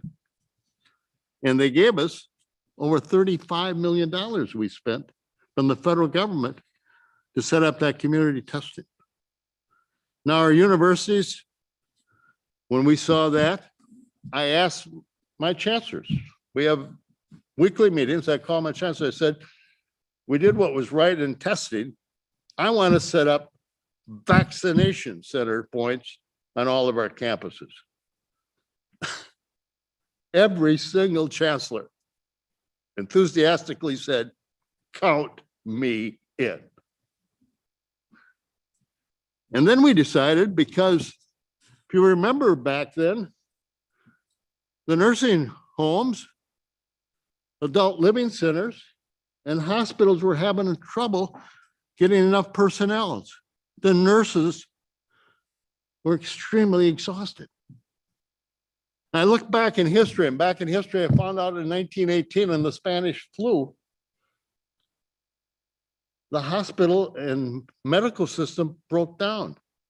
And what saved it was the universities. So I came up with this idea. Why don't we do the same thing? I called the nursing deans. We came out and asked them if they would allow us to use their nursing students. And every single one said, count me in. And so now at vaccination, you go into our vaccination centers, you will find nursing students from our campuses. Your campus is solving a problem, vaccinating our citizens. To me, it's very clear. Where there's a problem, I want the University of Wisconsin system to be the problem solver. Financial impact, the pandemic, a lot of questions. We did all of this on our campuses despite some devastating financial losses. Through the end of the spring 2021 semester, UW institutions have incurred $640 million. I want to repeat that. $640 million in COVID-related costs and lost revenue. This includes state budget cuts, the two lapses of $95 million over fiscal year 20 and 21.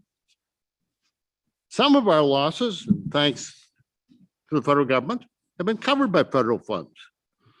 Of the total federal funding provided, about 45%. So I know that was a question. 45% or $232 million is being passed directly to students, directly. It's in the law, directly to students for emergency grants, with the remaining $290 million going for institutional aid. That's to us, the universities, to use. So it's $290 million.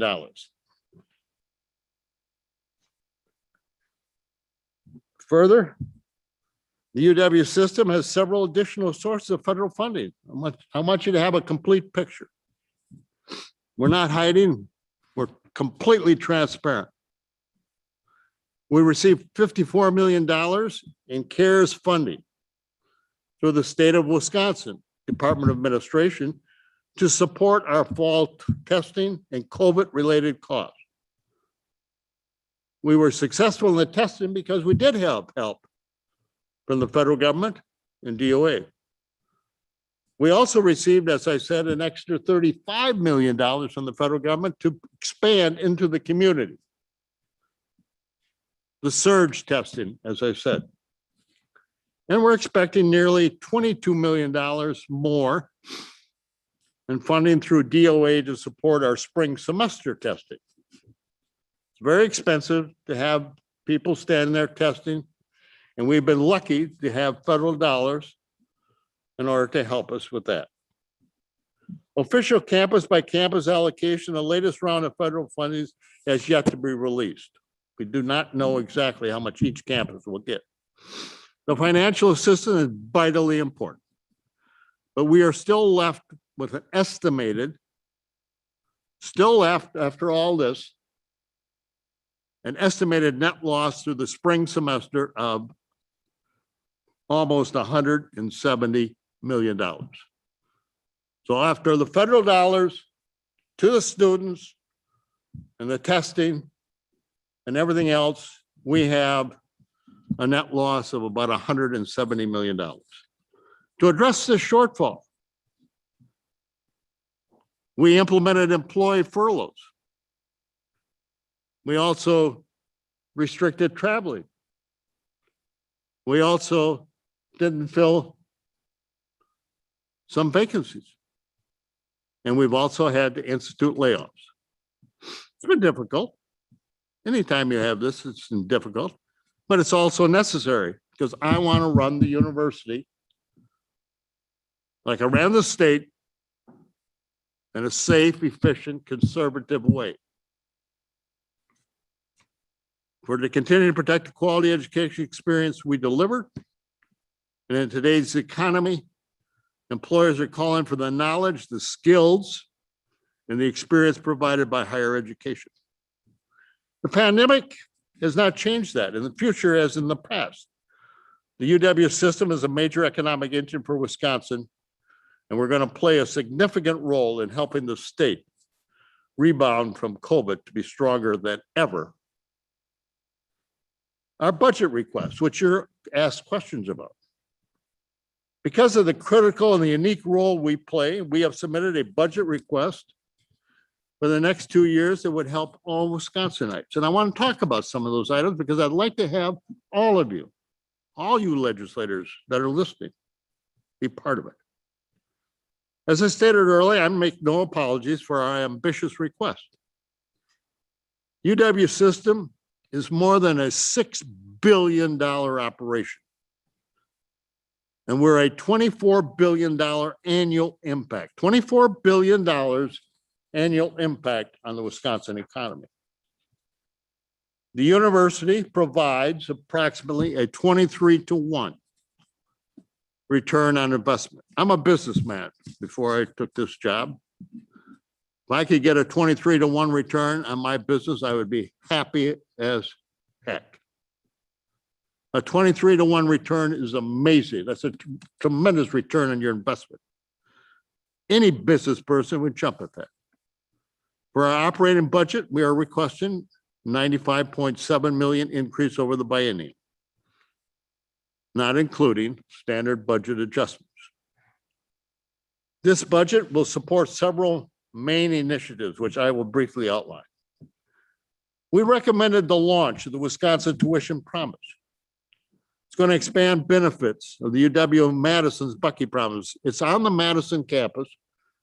And I looked at it and I said, it's only fair that it should be here on the Green Bay campus, on Stout, Milwaukee, Milwaukee will probably get more benefits of this than anybody else, according to the chancellor there. Parkside, Superior, Eau Claire, La Crosse, Stout, all of them, Stevens Point. The tuition promise is going to allow for those students who come from families with less than 60,000 income as part of our commitment to make quality education accessible to as many students as possible, broadly accessible to Wisconsin families. And I also announced in November the new Regents Opportunity Scholarship, which is going to provide up to $10,000 to underrepresented and underserved undergraduates. Our central administration, the offices that I run, funded these scholarships by enacting efficiencies, furloughs, layoffs, and we have kept 50 vacancies vacant to fund the Regents Scholarship. Our budget request recommends expanding opportunities for online education. This is something I'm really passionate about. I don't know if you know this or not, ladies and gentlemen, the committee and those listening, but we have 815,000 Wisconsin citizens who started vocational school, started the university, and haven't finished for some whatever reason. I want to go and find those students. We know where they are and bring them in and say, come on in, take some of our distant learning, set up courses in distance learning so you can get your degree and you can get promoted in your job and so on. It's a homegrown avenue to earn that degree or other credentials, while also maintaining their other commitments during the job for themselves and their family. We also need, ladies and gentlemen, to grow the number of teachers in Wisconsin, especially in rural Wisconsin and major urban areas. Growing our state's quality of life, we have a shortage of teachers going into teaching, students going into teaching. Some of the ideas we're considering, including incentivizing educators in high demand fields and high need school districts. We also want to help to expand Wisconsin's agricultural sector. Our recommended initiative will support 20 county-based agricultural positions in the Division of Extension at UW-Madison. And we're also very pleased with the legislature on a bipartisan basis, passing Senate Bill 79 to give our agents continuing education when they go out and visit the farmers in the field. It's a wonderful step forward. We also, ladies and gentlemen, got a huge problem. And as I said, I want to solve problems. We got a huge problems with nurses, the shortage of nurses. They do an outstanding job. But the problem is, in our nursing schools, is the professors are getting to the age where they want to retire. We got plenty of students that want to go into nursing, but we don't have teachers, professors that get their masters or their PhDs. And we want to incentivize those individual nurses to go from actual nursing into getting their degrees so they can become professors. Our budget request also recommends securing Wisconsin's role, and I want all of you to support this. And that's the freshwater collaboration of Wisconsin. We got all this water around us. And as Lee Sherman Dreyfus says, I want to put all the water in lake water in some of our lakes, put it in 12-ounce cans and add hops and sell it around the world. And I want to do research to make sure that we get the benefit and the jobs and the opportunities for all the things that are going on connected to water in America, in the world. We got students from all over the world coming to our schools to study water, fresh water. Coordinated by UW-Milwaukee School of Freshwater Science, this joint initiative builds on the expertise, world-class facilities and research strength already in place on our 13 UW universities. For example, here at UW Green Bay, I was over, I hope you get a chance to visit it. It's absolutely amazing what they're doing on fish hatchery research programs here on Green Bay and the Great Lakes. And finally, the UW system has got to expand its educational opportunities to include Wisconsin State Prison and local jail systems. One of my, I think one of my real dreams is to be able to turn a prison into a university. Tens of thousands of prisoners are currently incarcerated in the state of Wisconsin, and most of them are going to get out. Our goal is to expand access to a UW education or vocational education to members of this population. And based on the most recent data available from the Wisconsin Department of Corrections, the 3-year rate of recidivism in Wisconsin is 33%. UW System Prison Initiative would help to reduce that rate of recidivism. And so instead of bringing that prisoner back in and paying $35,000 to $37,000 to take care of them, I want to give that individual prisoner a degree or a credential and a job. And I want to marry up our educational system, our prison system with the business community and really develop something that's going to allow those individual prisoners to matriculate through the system out into a job and be able to earn a way and not have to resort to crime. Turning to our proposed capital budget, which there are some questions about, we are requesting $1.3 billion in capital budget authority over the biennium. It's focused mainly on repairing, renovating, and replacing obsolete facilities at our university. I think Senator Darling mentioned that. In fact, 83% of the requests would go towards renovation and replacement projects. And we got one of those buildings right here, the Coughlin building, which needs a complete redo because it's unsafe for our students.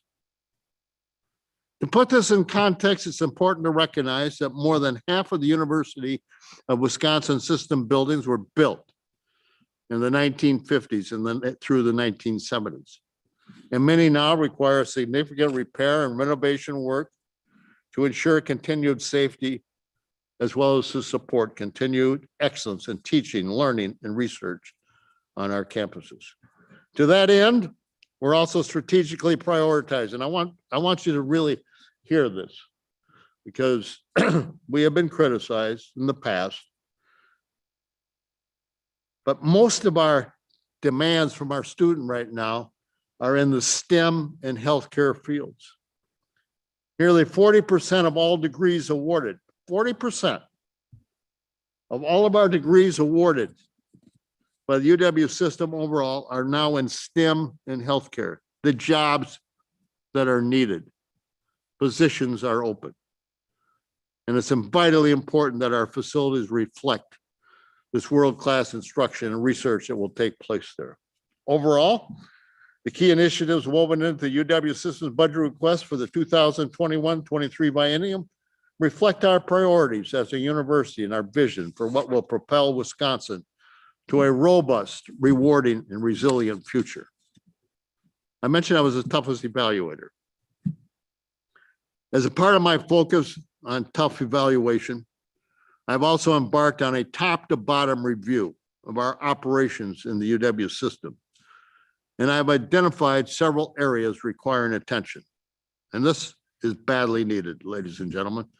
I know the university gets criticized for being inefficient. You look at the systems we got,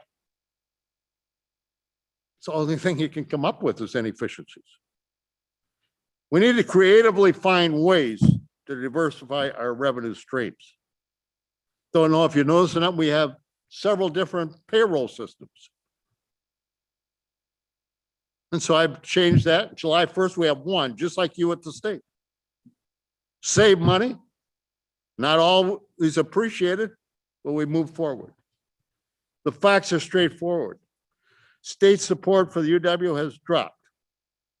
Despite being a public university that directly serves the people of Wisconsin, we receive just 17% of our support from the state of Wisconsin. I'm not criticizing, Just telling you the facts. That means to operate this huge economic engine for Wisconsin, we have to raise the other 83%. We need to become more entrepreneurial and innovative and look for alternative ways to diversify our revenue sources to fund our mission.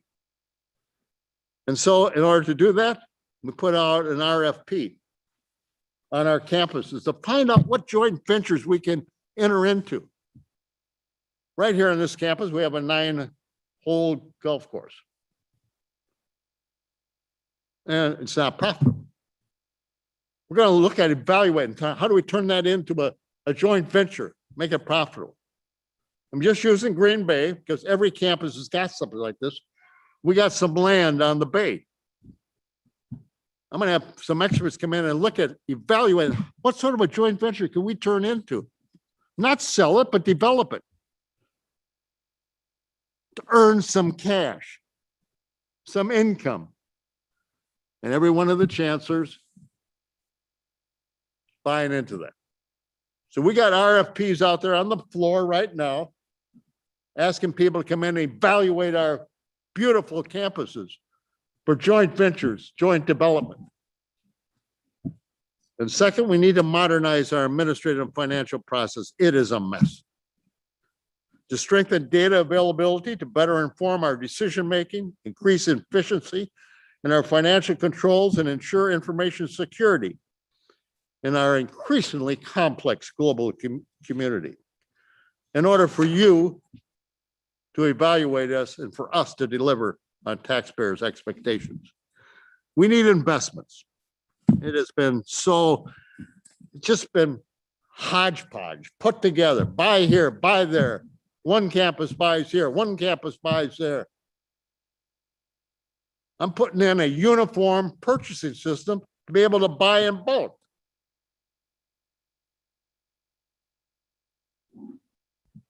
At any time, we should know how much money we have. Do you know that we do not know exactly how much money we have because it's impossible to know? We have made improvements to our processes, but there's still a hell of a lot to do. Our planned administrative transformation program for ATP will help us to do it. The current proliferation of local solutions, workarounds. I don't know how many of you are technologically smart. I'm sure all of you are better than I am because I'm an old guy. But we don't know for sure, but we have somewhere between 350 and 750 bolt-ons to our computer systems on some of our campuses. All departments operate them. Now, I got 26 campuses. Can you imagine how inefficient that is? And how many mistakes there are? And how easy it is to hack? And don't think we're not being hacked. And I want to change that, and I need your help. The current proliferation of workarounds and shadow systems across the UW system creates an overall enterprise resource planning environment that is inefficient, costly. It impedes effective financial controls, which I am really upset about and going to change, and prohibiting effective business and analytics. The Administrative Transformation Program provides UW staff with the appropriate tools, scalability, the ability to do more, and mission fulfillment. It will enhance reporting, improve decision, support increased efficiencies, and reduce risk. We're also committed, the state has done it, has put their data in the cloud. We don't. We haven't. You know how easy it is to hack when your data is not in the cloud? I can see Senator Ross shaking his hand. He knows what I'm talking about. Our institutions currently operate in an isolated model where core IT operations and foundational IT are performed at each university, duplicating hardware, licensing, management, and labor and overhead. And I want to change it and committed to do it. The IT as a Service initiative allows each institution the flexibility necessary to service mission-specific activities, including teaching, research, and public service. But it provides the core IT operations and foundational IT in a unified model. The IT as a Service model provides multiple benefits that include efficiency and effectiveness, disaster recovery and resilience, and cybersecurity. And cybersecurity is badly needed. These are major new endeavors that will make the UW system the powerhouse that it can be and should be. Without them, the UW cannot provide the services students expect and the accountability to you, the legislators, and especially to the taxpayers. We also need to engage in some big picture discussions about higher education in Wisconsin. The edge includes considering how the UW system can best work with Wisconsin Technical College system. Now, I'm being criticized by some people who don't know what I've said, that I want to take over vocational school. I do not. There's a place for both. But you tell me, when you go into a community, and we have 10 of them right now, where you have a vocational school and a University of Wisconsin 2-year campus, side by side sharing the same parking lot, then maybe there should be some further discussions about how we bring this together. And you have to do it. You're the legislators. I'm not telling you what is the best way. I don't know. But I do know the inefficiencies, the way the system's set up right now. Sooner or later, it's got to be done. But you know me, when I see a problem, I want to try and address it right now. There's a problem of duplication, overlapping. And I don't know, I want both to succeed. And I don't want to run the vocational school contrary to what some people wrote in the press. I want the University of Wisconsin to be the best possible, but I don't like duplication. I don't like to waste money. And I want the legislature to take a look at this. We're not asking to take over any schools or buildings in the tech college system. Absolutely not. I got enough buildings. What we're asking for is a study of how higher education, no better committee than this one, Senator, to look at it and deliver on the states so we can make changes to better serve Wisconsin. That's what we're all in for. That's what I came back in to help Wisconsin. Didn't need it. My wife thinks I'm crazy. Addressing other concerns. We're taking action to address what the Legislative Audit Bureau asks us to do. Don't like all their suggestions, but they're the bosses, so we're doing it. And we're fulfilling it. I'm almost done. Looking ahead, summer and fall. We're actively planning, as you know, I said we are going to open up 75%. All of our classes are going to be 75% in-person teaching in the fall. Just like it was in the pre-pandemic college experience in the fall of 2021. I directed the chancellors to ensure that at least 75% of classes are going to be held in person. Now, immediately somebody said, well, why don't you make it 85%? Well, when you look back to pre-21, 20% of the classes were already online at that time. It's a new way out there of educating students. Some classes should be online to serve more students and better. So 75%, if we reach that, and we're going to, I assure you we are. It's going to be, and students want to, they're eager. Students are eager to come to our campus because it's a great experience. Applications for fall are currently up all across the UW system. In fact, the UW-Madison has received a record 53,000, at this time, 53,800 freshman applications for the fall of 2021, a whopping 17% jump from last year. We know that our students may require additional support. This is something that you've all read about, and I've talked to Senator Roth about this. I'd like to talk to all of you about it. Many have experienced significant academic, financial, and emotional challenges as a result of the pandemic, and we're responding with numerous new initiatives to help students succeed. As you know, seniors in high school have not had the greatest educational experience.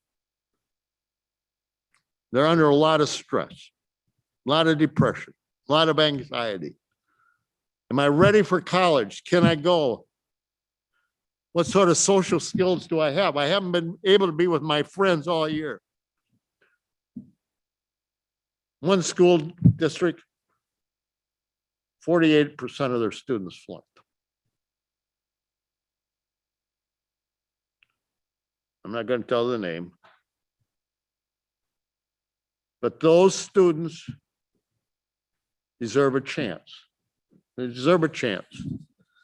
So I want to enhance and expand our student behavioral mental health support system to give students the best chance to succeed. Even before the pandemic, data shows students have been experiencing growing and more serious challenges with anxiety, depression, and stress. And over the last 5 years, the number of students who use UW counseling service increased by 15% despite flat enrollment trends. COVID-19, ladies and gentlemen, I don't know how more serious I can stress. This is the one I'm really concerned about.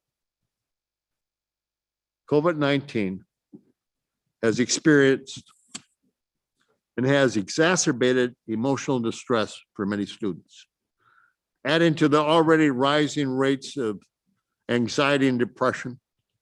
We are increasingly aware of how these issues and concerns affect learning in the classroom and overall student success. And it is vital that we continue to pay attention. And in the initiative, we need more counselors. We have a huge problem. When I saw and read about our seniors in high school, I talked to the chancellors.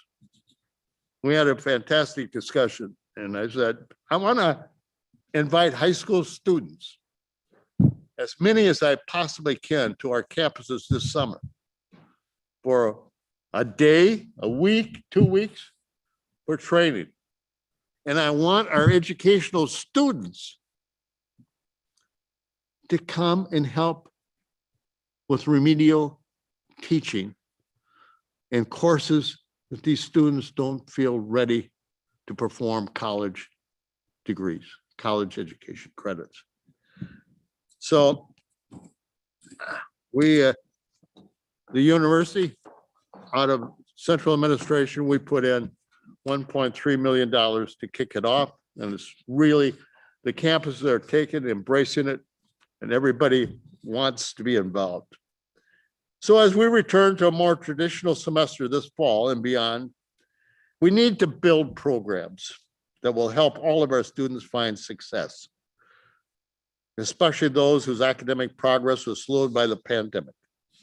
We are committed to doing everything we can to help students be ready for the academic rigors of university and make a successful transition. In conclusion, and I'm sure you're saying, thank God. In conclusion, at a time when higher education has never been more critical, the University of Wisconsin system is leading the way into the future. The overall state of the University of Wisconsin system is strong, despite what I said about some of our administrative problems. We are the state's largest talent pipeline. Our groundbreaking research, entrepreneurial know-how, and boundless creative energy are changing people's lives for the better in Wisconsin and beyond. We are striving to keep our quality higher education affordable and accessible. We continue to expand capacity and high demand programs that the state needs, like programs in healthcare, engineering, computer science, biology, medicine, teaching. Collaborating with Wisconsin and global communities, we are helping to create new job opportunities and helping to provide the talent to fill those jobs. We are preparing not only future employees, but also future employers. We will review and renew and expand the Wisconsin idea with these proposals and initiatives by being relevant and relatable to all of Wisconsin's citizens. Where there's a problem, and I want you to remember this, where there's a problem, the University of Wisconsin wants to be part of the solution. I thank you very much for your attention, for having me here, giving me this opportunity to address you as a committee. Thank you, Chairman. President Thompson, I appreciate your comments. And I think for anyone who is here today and listening online, no one is going to doubt the passion that you bring to your current assignment here as president of the University of Wisconsin system. I want to thank you for that decision you mentioned that you had to make on the first day or second day on the job here on whether or not you're going to bring your students back. I think having our kids on campus, studies will be done 20 years from now, long after I'm out of this capacity here. And they're going to see the effects of what that had on their education, and on their just their long-term employment history. And I think that decision that you made to bring them back, not only did it give confidence to our private K-12 schools and many of our public K-12 schools to follow suit and do the same, but I think that decision is going to age very well. So I want to thank you for that. We had the Legislative Fiscal Bureau on just before you, and I just was asking the analysts there just to kind of get a handle on the federal stimulus dollars and how that plays into how we should look at the overall UW system request. So it seems, just in what we heard from him and in what we have just heard from you, that there was a lot of different components that have come down. So I don't want to necessarily speak on in each of those individual ones outside of to let the committee members that we're going to work on quantifying what all of that is so we can have a holistic picture.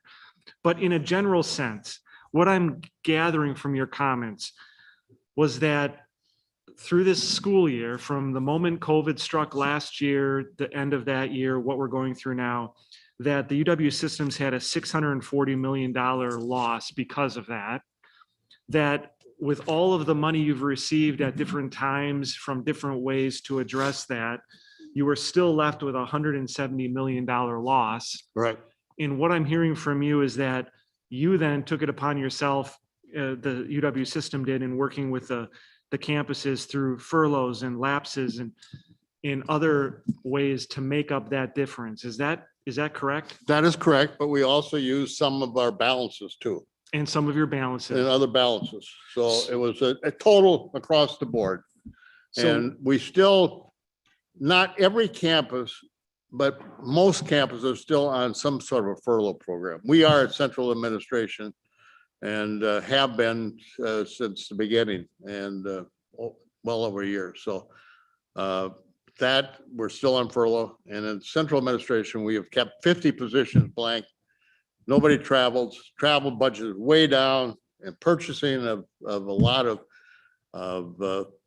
pamphlets and books and all that kind of subscription fees and meetings and all this is way down, and that's all saved money.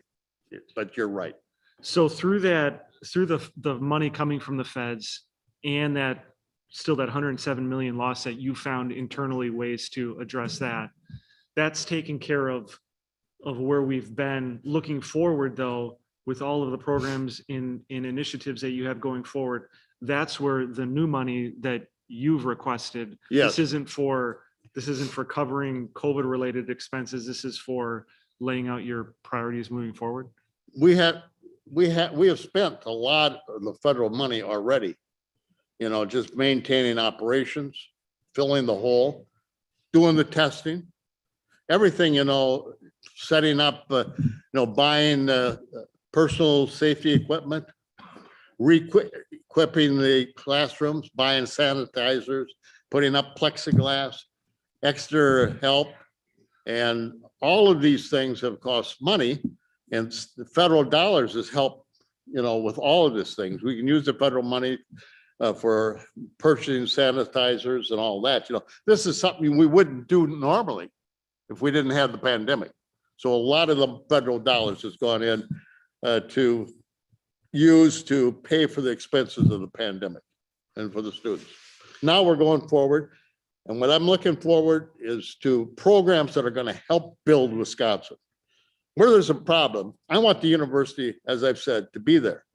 Nurses, doctors, teachers, and be able to educate those and get them into the classroom, get them into the workplace.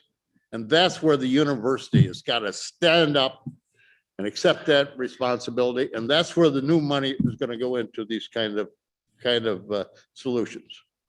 You mentioned a couple of the new initiatives that you're working on now. Yes. The one that I want to start with is the expansion of online education. Right. Thank you for that. Now, I will tell you that if you turn on the TV, which I do from time to time, you're inundated at times with commercials from all over. Yeah. All over other hell systems, coming yeah. in. Yeah. Other and I places. don't like it. Oh, I appreciate you saying that because I'm of the same mindset. We're getting beat by Purdue, by Arizona State, by the University of Southern New Hampshire is spending millions of dollars on advertising, and we're sitting here like a big duck. So to that end, our first hearing that this committee had was on demographics. Yeah. And we recognize the trends that we're having in Wisconsin and the need for us to expand where we traditionally go for students. I'm with you. I think this online education is a space that is ripe for us to move into. And if we don't do it now, we're always going to be behind. So is your vision moving forward then that the UW system would have that we would have an infrastructure to compete with some of these other institutions you mentioned where when someone from rural Wisconsin or rural America or even somewhere in the world was looking for an online degree, that we would be in that top grouping of institutions that they would look to? Right, Senator, it is so important. I can't tell you, I get agitated every time I bring it up because I turn on, I'll see a billboard, I'll see a TV thing, and they're coming in. We got a declining number of students graduated from high school.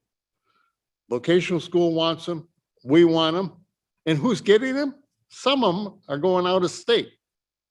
And that's where we have to compete.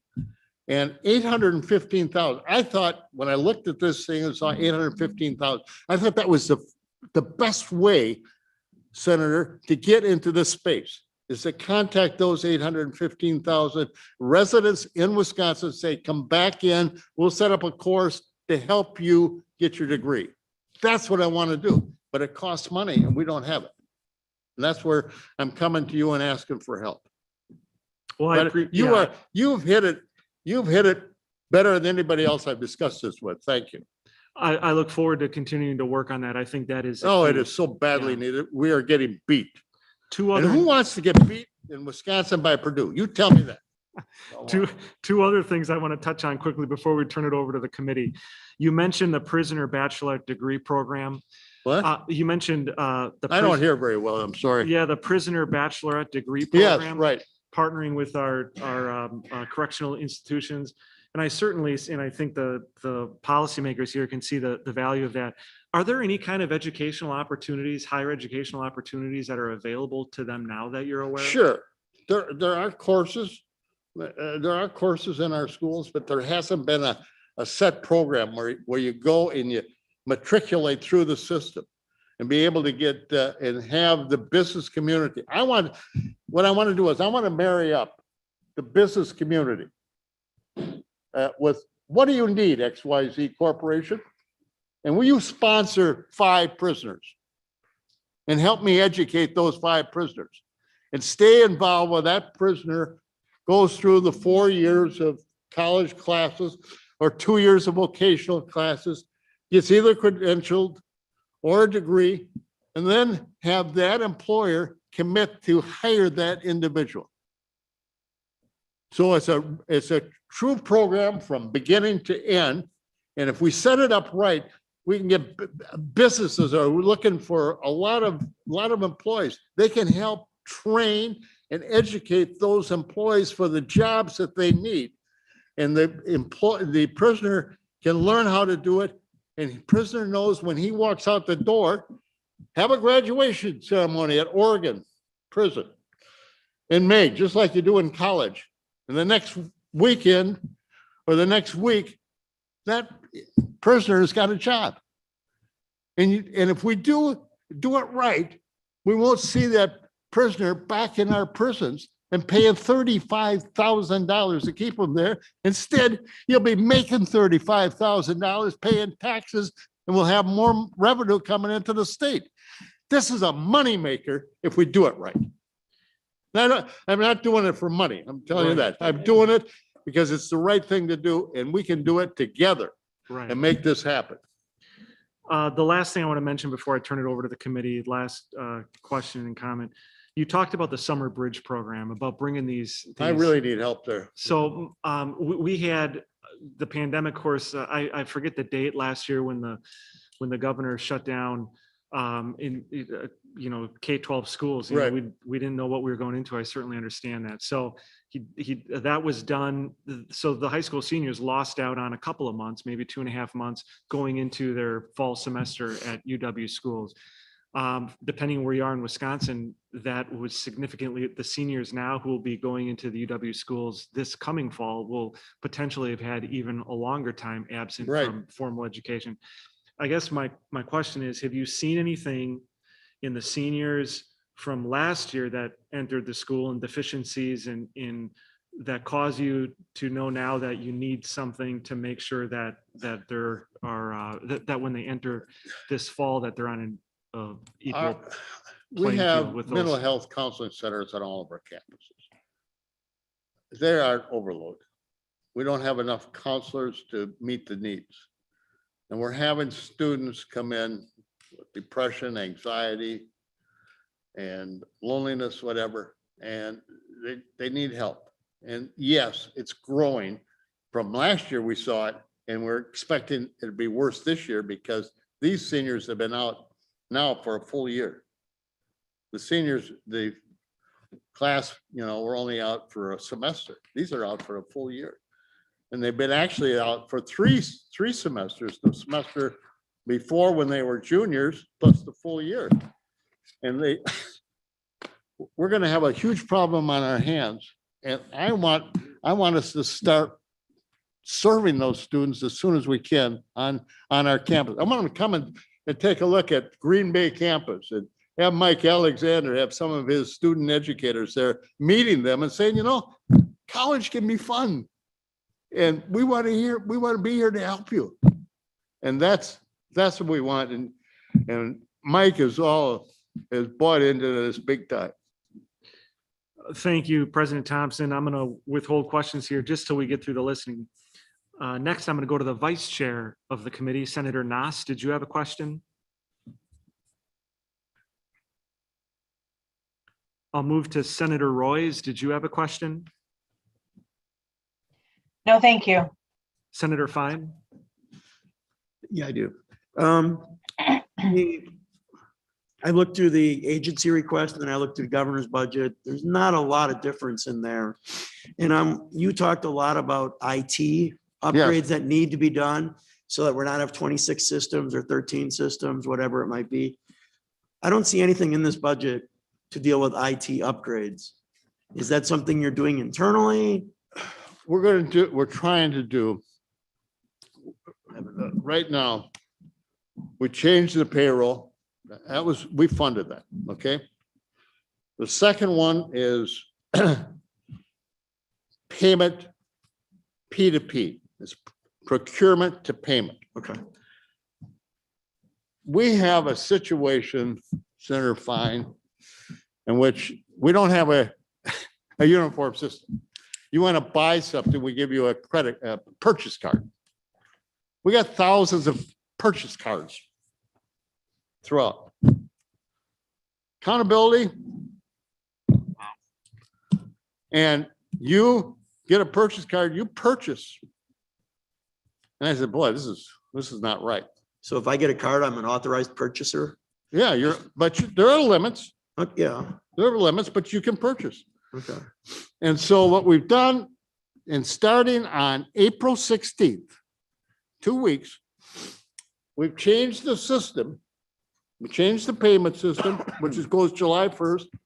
The payment to procurement system goes in effect April 16th this year. Okay.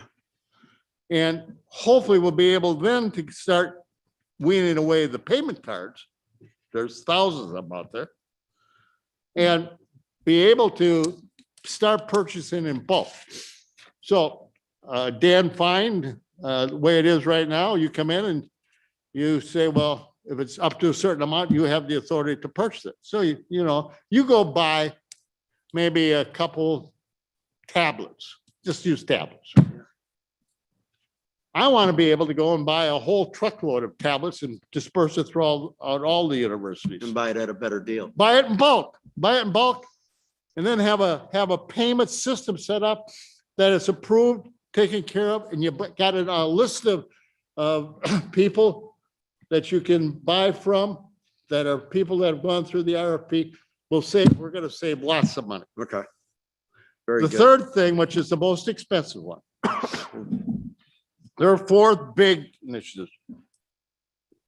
Payment to salaries, the payment to procure the payment, those 2 are done. We paid for that. The big one is the transformation program, ATP. That's going to go, it's got to go longer than me. I'm not going to get that done. I got to get it started. And that one is going to be about a $200 million to $300 million. It's a big thing, but it transforms everything out there and gets everything into one system. And we got to get started on that. And we're going to borrow the money, hopefully, through the master lease program and pay it off that way. Okay. Senator. The fourth one is IT as a service. Now, this is the one that's going to have to be purchasing new IT equipment and get it all the data to go to the cloud. Okay? And that's going to be expensive, and we're going to have to get money for that.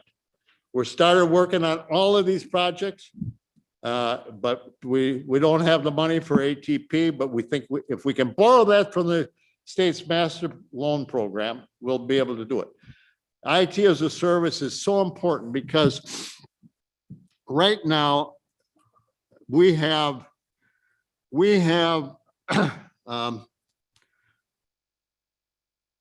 people, organizations all over the world are trying to hack universities because it's a trove of data, research data. And we've been hit. And we have so many openings that you can get into that it's a problem. And that's where the IT as a service can be changed. And that's what we have to do in order to do it, because it's expensive if we don't do it. It's clumsy, it's wide open, or not wide open, but it's much more open than what I want. It's good to hear you're working on it. So one follow-up, another question I have, and then I'll have some other smaller ones. I'll have my office reach out to your office and we'll get those answers. But number 21 in the governor's proposed budget, a reestimate of tuition revenues. It's program revenue of $112 million. It's a reestimate. Why does it add 44 positions though? I don't know. Yeah, and I'm a stickler for adding positions all the time. That one I can get the answer for you. That's fine. And we, but I don't have it off the top of my head. That's fine, as long as you get the answer on it sometime. Your time. Sounds good. Senator Path. Senator Darling. Yes. Thank you very much. And Governor Thompson, I want to thank you for your leadership. And I guess a question I would have, when do you sleep and what vitamins do you take? Seriously, I want you to answer that right now. I have two questions related to your issue of the university system being an innovator and a problem solver. Those two areas are, one would be the K-12 education system. Right now, many are saying that our kids, we have the highest achievement gap in the country. Two, many will say, our teachers will say, they don't feel prepared for the real world in the classroom. They feel like they're unprepared for class management, for how to teach reading and a lot of other issues. And I'm wondering if there are ideas that we could put into the Wisconsin idea that would connect our education departments to the real world of work and to performance. Because right now our performance has gone down as a state. In terms of national rankings, it used to be Iowa and Wisconsin were the top two education states. We aren't anymore. I would think most people would agree with that. Some people wouldn't. But what can we do? Because we have our graduates going into UWM, and many of those graduates have to take remedial classes before they can even get into college classes. So that's one area I want to ask you about, the K-12 system, and do you see yourself as a problem solver in that issue? The second issue would be entrepreneurism. And we are the bottom of the birdcage, many would say, in innovation and entrepreneurism. And UWM, for instance, is our second research institution, and they're doing marvelous things in terms of innovation with the business community and others, and yet they are funded at the comprehensive level, not at the research level. So in terms of entrepreneurism, do you see UWM getting other resources for being a research institute, not just for being a comprehensive institute? Because UW-Madison is funded at a much higher level. I'm not talking about going to that higher level, but UWM has to be funded at a higher level since it is a research institution. It has partnerships with the state in terms of innovation, and that it's our biggest driver in terms of southeastern Wisconsin. Could you react to both of those, the K-12 system and the need for entrepreneurism in our state? Absolutely. You've hit two areas that I'm passionate about, Senator. Not that I'm not passionate about everything. But first off, on getting students ready. That's why I set up the bridge program, the summer bridge program, to invite seniors. And Mark Money, your wonderful chancellor of Milwaukee, I put him in charge of it. And he has set up a program in which we're funding internally.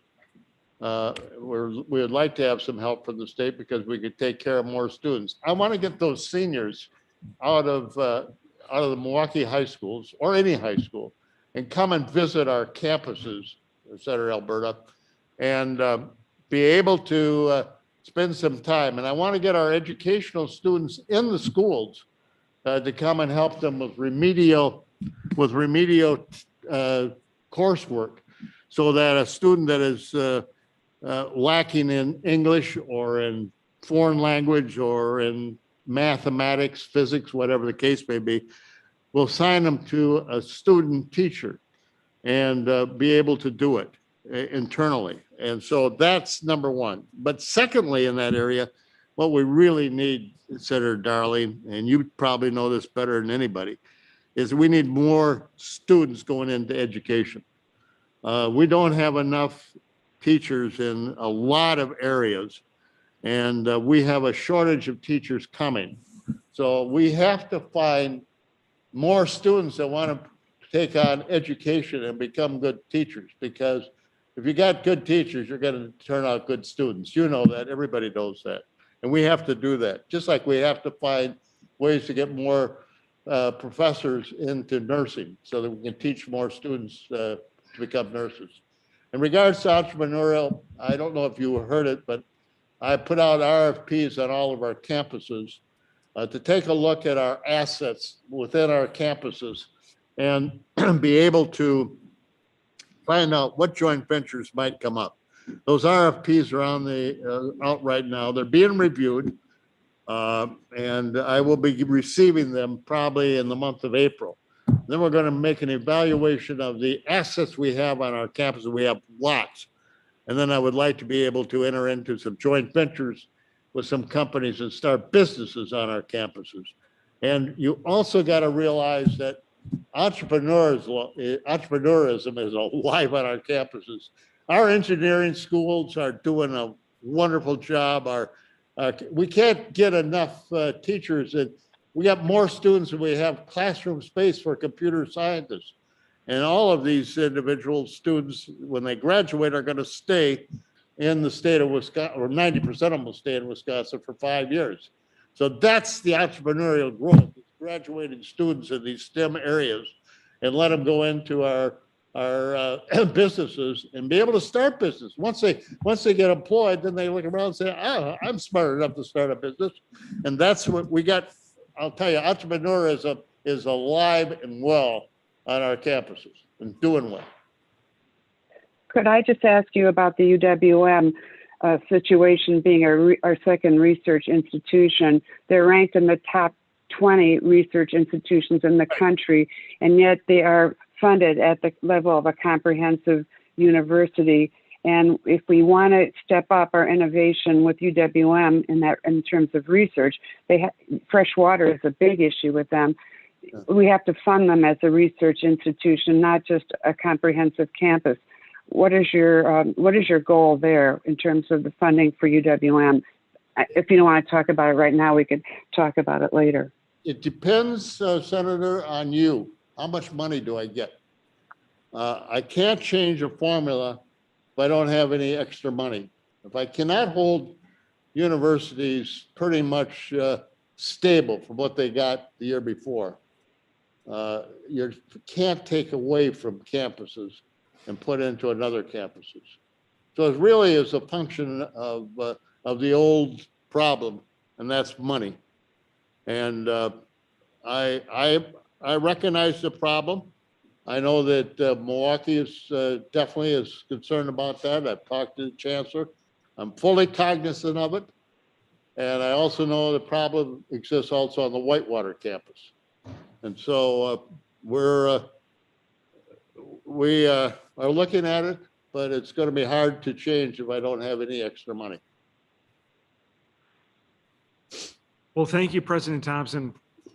That exhausts our question list, but we know how to get in touch with you, and I look forward to, this committee looks forward. Thank you. Am I done? Yeah, you Am are. I I being don't know. accused? So we appreciate you taking the time to come and be with us here You today. probably took too much time, but thank you very much, and all of you. Thank you. It was perfect. Thank you.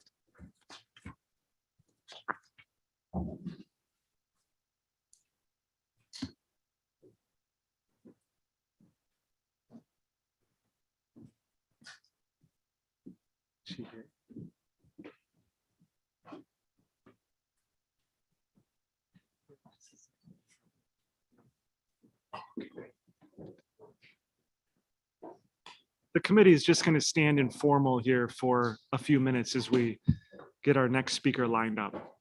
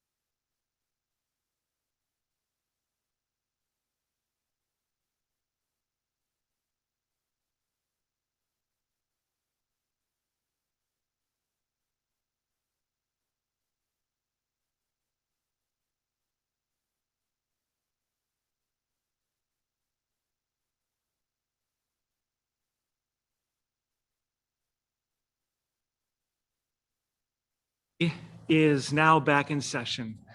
And I want to just thank the indulgence of everyone participating online and those who are here today.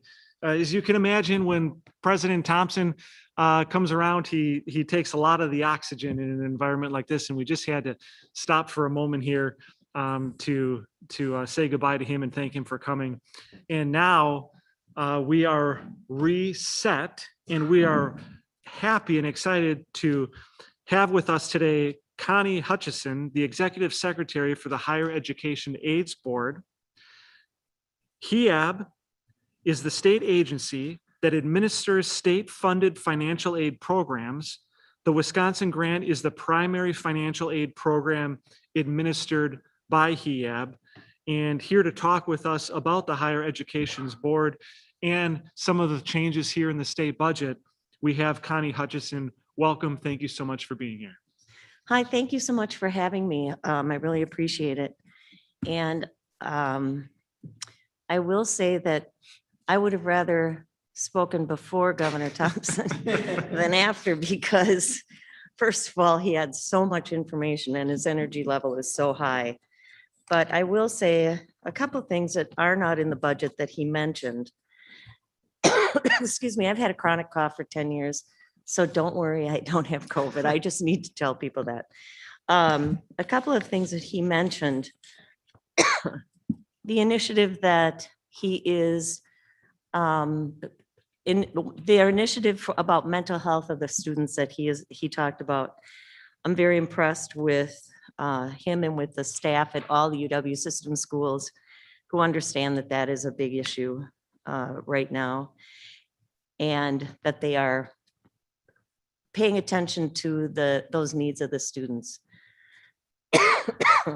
I also wanted to mention that it's not in the budget, but his idea of having the college be actually at the prisons is really a very forward idea. I think that I've actually been working with a group that's talking about foster youth initiatives, and that's one of the areas where they have the most difficulty. Is there's a lot of foster youth that end up in the prisons. So I just want to acknowledge those two things that he talked about that I hadn't heard about before, and I'm very impressed with that. As far as the budget, the UW system is absolutely wonderful to work with, as is the technical college system, the private nonprofit schools, and also the tribal schools, and we work closely with them. I also did this job for Governor Evers, so I've been in this position now. It's the second time I've been here, and it's always really interesting and fun to work with the colleges and universities because they are so attentive and caring about their students. There are a couple things in the budget, as I said, that I wanted to talk about. First of all, the reciprocity agreement. There's the initiative, in the budget, it would currently the Higher Educational Aids Board administers the Minnesota-Wisconsin reciprocity agreement. And the funds for a long time, well, since the beginning of the agreement, those funds, if there's an exchange of funds, those funds have gone back into the general fund. The university has, and the governor's budget says that those should go into the university. And I do have the exact number of money. It was 7,000, well, I lost my paper, but it was $7 million. And that should have gone back to the university because they are the ones who lose that revenue if students come here. However, I do believe that the Higher Educational Aids Board should continue to administer the program. Currently, we work with the Minnesota Office of Higher Education on this program. And we negotiate with them the agreement. When we do the negotiations of the agreement every year, we always include the UW system in that. So it's not anything that they would be losing out on or didn't have a part of. We always be sure that anything that we do that has to do with their system, we discuss with them at length and ensure that we are representing them the way they need to be represented. So I think it makes more sense that the system, that the administration is from our state agency to their state agency, rather than from our UW system schools to their state agency. So that's just one thing that I wanted to mention. The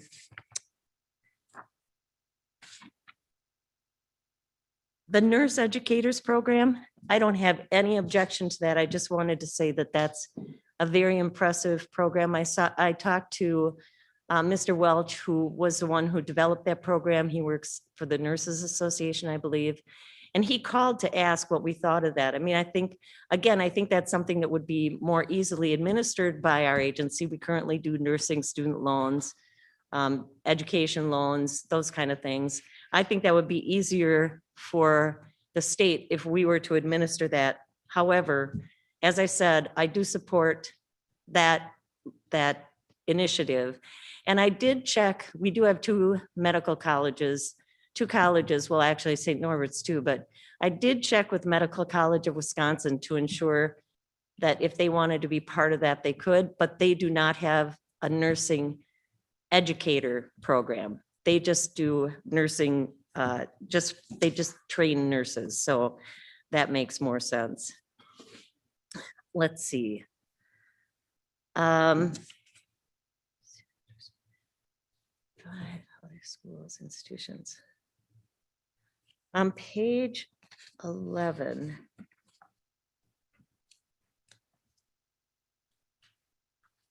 No, I think that's all that I have about the UW system budget. And any of the things that I think would be, that I would like to see in possibly not changed in the budget, but not changed from current practice. Do you have any questions for me? I think we sure do. All right. Yeah, would you be able to just kind of give us a 35,000 foot view on what HEAB does and the role that they play, particularly with the administration of some of these grants and so forth? Sure. So what we do at the Higher Educational Aids Board is we oversee the programs in Wisconsin that and we administer financial aid and all those programs to the colleges and universities throughout the state. We work closely with those institutions. It's all the UW schools, the Wisconsin Technical College System schools, and also any of those schools that are members of WACU, the Wisconsin Association of Independent Colleges and Universities. We administer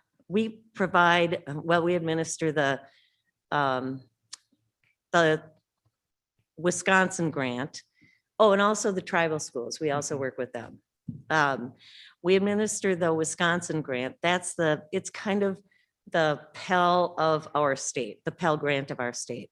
So we administer that. And when we are working on turning our budget request in, part of our budget request asks for how much money each of the different sectors, like UW, WACU, should get for their students. We work very closely with, we work with them. They're the ones who give us the information about how much they want, how to be set up, et cetera, et cetera. So, and then we have several forgivable loans. We have the minority teacher forgivable loan. It's a loan that you can get if you used to just be that you had to teach in Milwaukee if you got the forgivable loan. So you would get the loan, and if you taught there for a certain number of years, then your loan would be forgiven. And I think it was last year or the year before, the legislature changed that from just Milwaukee to any school district that had a 40% rate of students who were non-white. So now that's throughout the state, and that's one of the loans we have. We have a nursing student loan that's forgivable, and all these kind of loans that are forgivable, it's dependent on how much the time that they are working. So there's how many years they work, and for each year there's some forgiven until they're finally forgiven. We just started a new loan, which is, well, it's very similar to the oh gosh, rural.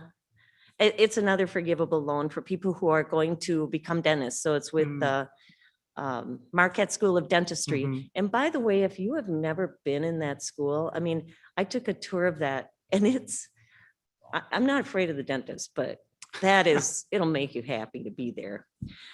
Their school is just amazing. So it's a loan that will be forgiven if dentists who get the loan serve in a rural area where there is a dental health shortage. So those are some of the things that we do, different loans and forgivable loans, and we administer all that. Also the reciprocity agreement. And we also have an agreement with a school in Michigan for a forgivable loan for people who are going to be teaching people who are blind. And we don't have a school that in Wisconsin that does that same thing. So, but that's a very small loan. So how are those grants, particularly the Wisconsin grant, how is that weighted and allocated between UW, private institutions, tech colleges, tribal colleges? Like, is it HEAB that determines how much of that goes, or is there input from policymakers on that? It is, there are different appropriations for each of those 4 sectors. So, and then those are the budget in fact, it's in the budget request for the UW system includes how much money their Wisconsin grant, I see, how much they would get. And then you'll see the same request from the technical college system and also from the private nonprofits and from tribal. Those determinations are brought to, we have a board that we actually, that oversees these. So our higher educational aids board includes a public member, someone from representing a school, let's say it's in the UW system. So someone from that UW appoints, a private member and a financial aid member and a student, and they are all, each of the 4 sectors have those people on our board. So to put the request in here for how much money they want for the Wisconsin grant, they have to come to our board. Our board approves those requests, and then we submit it on behalf of our citizen board. The governor's budget removes some of the authority that you mentioned this for overseeing the reciprocity from HEAB. Why do you believe, and he puts it over with the system. Why Right. do you believe, like, what are they trying to address? What problem are they trying to solve there? Honestly, I don't know. We don't have any problem with the reciprocity agreement and the administration of that. I do believe, like I said, that the funds that change hands, we usually get more back from Minnesota than they get from us. So I do believe those funds should go back into the UW system budget. That's their money. That's where it came from. So, but as far as administering it, as I said, I think that it would make more sense to keep it with our agency so that our agency is negotiating with the Minnesota agency rather than our system negotiating with the Minnesota agency. However, it's really important to note that we don't negotiate without a ton of input from UW system. So there would be, we never would do something that they would ask us not to. Mhm. I mean, it's their Right now, it's program. on, the way it is right now, our HEAB works with their counterpart of that. Minnesota Office of Okay. Higher Education. I'm going to quickly turn it over to the committee, and then I've got some more questions depending on those that get asked. Senator Nass, did you have a question? Senator Royce, did you have a question? Senator Fine? You already answered it, so thank you. Senator Paff, did you have a question? So the governor, I keep saying the governor, President Thompson talked about the tuition promise expansion.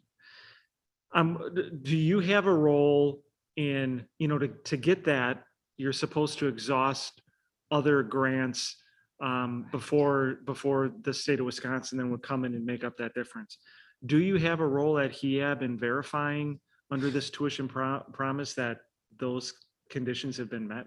Yes, you know, because we do all the financial aid and all that money is, you know, it goes into their account that we have. So they do check and make sure that they've gotten all the grants. And we work, like I said, we work very closely with the financial aid administrators.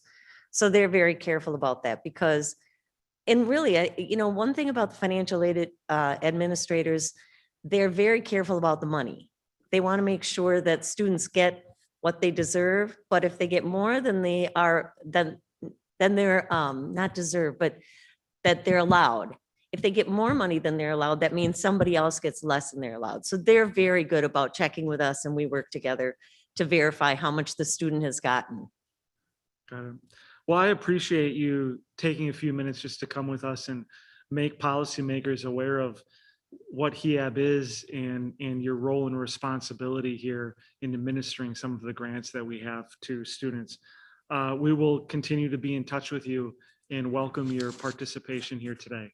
So Great, thank you very much for the opportunity. It's this has been I'm kind of glad I was here in person for Governor Thompson because you can't get the full effect unless you're here. That's in right. person. That is true. Yeah, no, we do appreciate you taking the time and being here in person Thank as well. you so much. So that was Connie Hutchinson. She's the Executive Secretary with the Higher Education's Board. And next on our agenda, we have Steve Boss. He's with the Metropolitan Milwaukee Association of Commerce. He is a Senior Vice President of Governmental Affairs at MMAC, and he's here today to talk with us on the charter authorizer provision that is in the governor's budget. Steve, I want to thank you again for being here and look forward to hearing what you have to say. Well, thank you very much, Mr. Chairman and members. Thanks for giving me this opportunity. I am from the Metropolitan Milwaukee Association of Commerce. It's a great excuse to get out of town and up to this beautiful campus in Green Bay, but I am still sporting the colors of Panther Pride of UWM here. So let that be noted. And I really appreciated Senator Darling's questions with President Thompson about the importance of UW Milwaukee and its role within the UW system. So I want to thank Senator Darling for for keeping that foremost in front of President Thompson. The MMAC represents about 1,600 member businesses that employ nearly 500,000 workers in the metropolitan Milwaukee region. Our mission is to create a globally competitive region that fosters high quality employment and a vibrant quality of life. And at the core of that mission is a need to create and support the kind of seamless pipeline of talent necessary to support and fuel that growing economy. The University of Wisconsin system is a critical part of that pipeline. And we're very appreciative of much of the governor's budget with regard to the UW system and very supportive of his commitment and the funding levels that he has backed that commitment with in the state budget he's proposed. I do want to speak to you today about one item, however, that we believe where we believe the governor's proposal is misguided and would be detrimental to the future of school children, particularly in the Metro Milwaukee area. And that's the proposed elimination in the governor's budget of the Office of Educational Opportunity within the UW system. Independent charter schools are the highest performing school sector serving Milwaukee children today. Currently, roughly 3 out of every 4 students in a charter school, an independent charter school in Milwaukee, are in a high performing school. If you identify high performing by the top 2 categories on the state's report card, exceeding or significantly exceeding expectations. about 3 of 4, a little, right around 75% of students in a charter school or in one of those high performing schools. For choice schools, private schools in the Milwaukee Parental Choice Program, about 2 out of 3, about 2/3 of the students are in a high performing school. And that compares with about 20%, about 1 in 5 students in Milwaukee public schools, traditional Milwaukee public schools, being in a high performing school. Charter schools are achieving this level of academic success despite the fact that they are serving the same disadvantaged population as traditional MPS schools, and the fact that they are receiving significantly less per pupil funding than those MPS schools. It's no surprise then that Milwaukee parents continue to vote with their feet and make the charter sector and the choice sector the fastest growing educational sectors in the city. Unfortunately, while you might think an academic success story like that would make our local charter authorizers more eager to add more high performing schools to the city's educational ecosystem, the opposite has been the case due to increasing political pressure from organized labor interests attempting to shut down these school options. Milwaukee has 4 statutorily authorized local authorizers for independent charter schools: the Milwaukee Area Technical College, the MPS, Milwaukee Public Schools, the UW Milwaukee, and the City of Milwaukee. Due to union pressure, MATC has never authorized a charter school, even though one might think that it would be a logical pipeline into their technical and trades system. They never have in the history of the program. The City of Milwaukee was once an active authorizer, but in recent years, they have bowed to political pressure from the unions and have stopped authorizing independent charter schools. MPS, which was also once an active authorizer, it has become increasingly hostile to independent charter schools in recent years, causing some of even the highest performing schools to be pushed out and seek authorization elsewhere. The UW Milwaukee continues to be an active authorizer and is really the only active local authorizer right now in the region, looking to expand charter options. But quite frankly, it's unreasonable to expect them to have the bandwidth to handle all the high performing schools being pushed out of those other authorized options from the city and MPS. And that's where the Office of Educational Opportunity at UW System comes into play.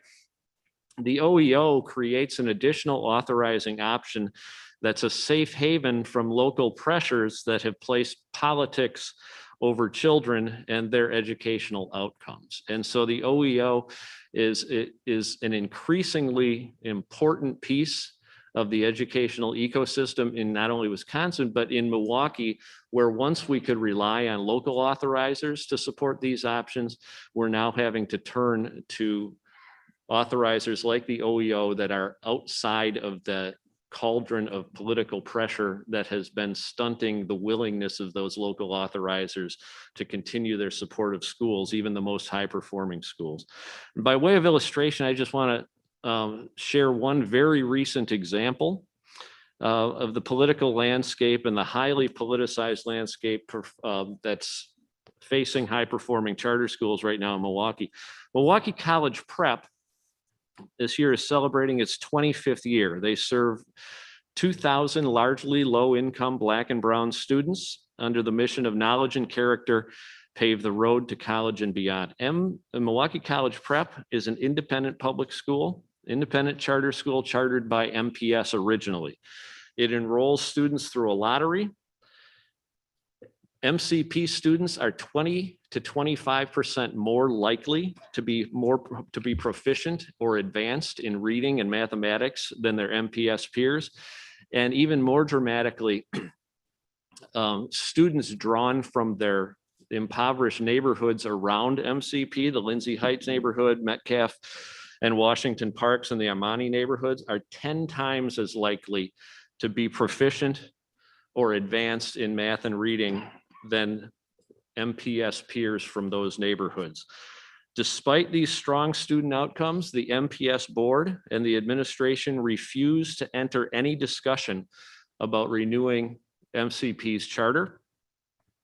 And so MCP has now had to turn to UWM as kind of their lifeboat to renew their charter and really to renew to maintain the opportunity of this life transforming and really in many ways life-saving option for these thousands of disadvantaged kids in Milwaukee. So that just gives you, I hope that gives you a little color of the highly charged, highly politicized atmosphere that is forcing change in this sector that has nothing to do with the quality of schools and nothing to do with the outcomes of students, but more has to do with politics and systems rather than with students. Today, just 8% of the students in the city of Milwaukee will earn both a high school diploma and a college degree. Unfortunately, this storyline isn't new for Milwaukee students, and too much of the debate in Milwaukee is over the type of school students attend, and too little is around the results of those schools. We need an unapologetic and unwavering commitment to schools that deliver uncharacteristic results in terms of quality, regardless of whether those schools are traditional MPS schools, parental choice schools, or independent charter schools. The OEO is a critical component of ensuring continued access to high-performing school options in the charter sector. Eliminating it at the UW system would limit quality educational choices for parents and educational opportunity for children. We hope the legislature will affirm their continuing commitment to educational equity and opportunity for the children of Milwaukee and the entire state by removing this provision from the governor's budget. And with that, I would be happy to take any questions you might have. Well, Steve, I appreciate the comments that you had there. I want to start by saying, according to the Wisconsin Department of Public Instruction's website, they talk how charter schools exist as living laboratories that influence the larger public school system and introduce an element of competition within that system. And I don't think I could agree with them more completely. I think they offer those, as you have laid out, opportunities which students right now aren't getting, but now through charter schools, they have those choices. I want to mention a line you talked about. Just 8% of the students in the city of Milwaukee will earn both a high school diploma and a college degree. So clearly anything we can do to help change that direction is, I think, an important task of the legislature. Could you, for the benefit of committee members and for those listening, the governor's budget eliminates the Office of Educational Opportunity. You mentioned in your remarks how this option is a safe haven from local pressures. Can you describe for us why it's so important that they have the Office of Educational Opportunity and that it is not eliminated?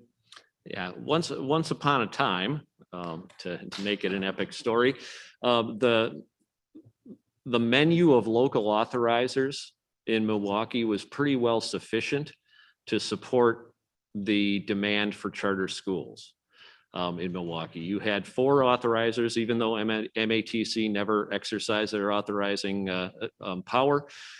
Between the city, MPS, and UWM, you had local authorizers who had the capacity to provide the authorizing and oversight of these schools, these laboratories, like you said, of education, and in many cases, the most high-performing laboratories of education that we have in the city.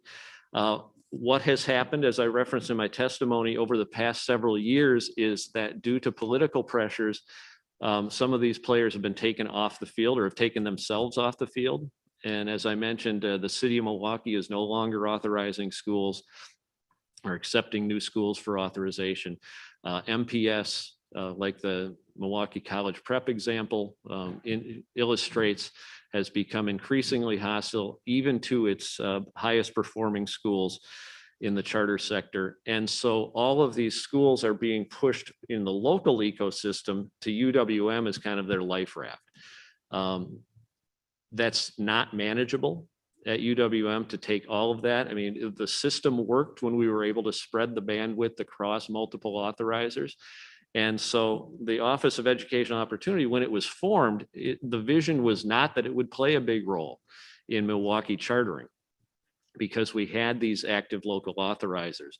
The political situation has changed, and the landscape among and willingness to authorize among local authorizers has changed dramatically, and it makes OEO kind of a life raft for schools that are high performing, need authorization, and do not have access to authorization through these other local authorizers because of arbitrary political decisions, not because of performance decisions. And again, I can't say enough about the quality work that the folks at UWM do in their authorizing role. But as more schools have to look to them, like Milwaukee College Prep did after MPS was hostile to their to reauthorizing their charter, it strains their bandwidth. And also another factor in this is, as I mentioned in my testimony, parents are voting with their feet. The charter sector is the fastest growing sector of schools in Metro Milwaukee. It's because they're the highest performing schools. I mean, parents are not stupid. And, you know, poverty does not mean ignorance, and parents are looking for the best educational opportunity for their children. And so there is increasing demand in this sector. And so we're reaching this inflection point where at the same time demand is increasing for these options in independent charter schools, these high performing options, the authorizing capacity of the local authorizers is contracting. And the Office of Educational Opportunity at the UW system provides more capacity to help meet that challenge. I do have a further question, but I'm just going to run through the committee listing here first.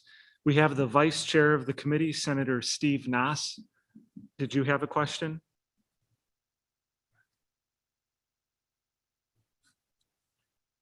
We have Senator Kelda Roys. Did you have a question? Senator Dan Fine? No, thank you. No, thanks. More of a comment. I see that he transfers the authority for the Office of Educational Opportunity to the Chancellor at UW-Madison. Like the Chancellor at UW-Madison doesn't have a lot going on. I mean, one more thing on her plate, I don't think she needs right now. So. Well, there's that, and there's also, I think UW-Madison has naturally and understandably a parochial interest in that campus, that community. And the UW system is, in our view, the more logical and the more appropriate place for the Office of Educational Opportunity, because it has a statewide scope. It has that breadth of expertise and breadth of sensitivity that doesn't extend to just one community and one campus. And so, you know, the budget proposal to transfer that to UW-Madison, we think is misguided and would weaken the OEO and weaken its ability to respond appropriately and sensitively to the needs of students all around the state. I tend to agree. Thank you. And I know the vice chair of the committee was just having some technical issues, so I'm going to go back to Senator Steve Nass. Senator Steve Nass, are you able to get through? Can you hear me? Yes, I can. Okay, thank you very much. Yeah, the elimination of that, or the suggested elimination, is certainly unfortunate. Does the speaker have any? I'm kind of wondering why more universities don't take advantage of this charter schools opportunities. For example, right next door to me, UW-Whitewater, known as a teaching school, and good for other things too, but a teaching school, you would think that would be a great opportunity to showcase everything that they can do with teaching, and certainly for the students that are in teaching and so forth.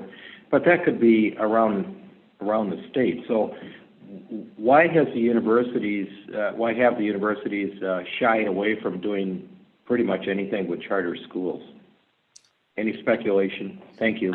Yeah, I don't know that I can speak with any definitive authority on that. I can only speculate, and really I have two lines of speculation. One, there is some pressure within the traditional education establishment to not support non-traditional options like independent charter schools. At the base of that support is union politics. Independent charter schools do not require their teachers and staff to be members of the teachers union. And so in a number of institutions and universities, even the teachers union and the education establishment holds some pretty strong sway. And that I think is part of the opposition that you see generated there. I think another thing too, though, in fairness to universities around the state, is we have a uniquely challenging situation in Milwaukee. The public school, the traditional public school market in a lot of other areas is stronger than it is in Milwaukee Public Schools. Again, citing some of the statistics I referenced in my testimony, only 1 of 5 kids in MPS is in a high performing school. I think that's probably not the case in Whitewater. It's probably not the case in Green Bay. You probably have stronger local school districts and stronger local traditional school systems. And that speaks to a market dynamic that reduces the demand of parents looking for other options outside of that district. And so I think it's a combination of union politics, but also of market demand. In the city of Milwaukee, with a school district that is really struggling, there is a lot of recognition by parents that they need to find better performing options for their children, and there is much more of a market demand for the creation of those options. And I think our local university, UWM, Chancellor Money and his team there have been very aware of it. They have been very sensitive to the message we send them constantly, probably annoyingly constantly at the MMAC. You can't have a public school system that is graduating and getting college degrees for only 8% of the people and fuel a growing economy. You just, that constriction in the talent pipeline is not sufficient to support a growing economy, and we have to do better. And I think that market prerogative is something that drives the demand in Milwaukee in a way that it's not driven in a lot of other communities and in a lot of other university settings. Thank you. Part of my suspicion also was that the unions generally, they just do not want any kind of competition that is going to do better than the public schools, whether that be choice or charter, whatever it may be. And so to the extent they can tamp that down. So that helps to confirm at least that part of what I thought the problem was. Thank you very much.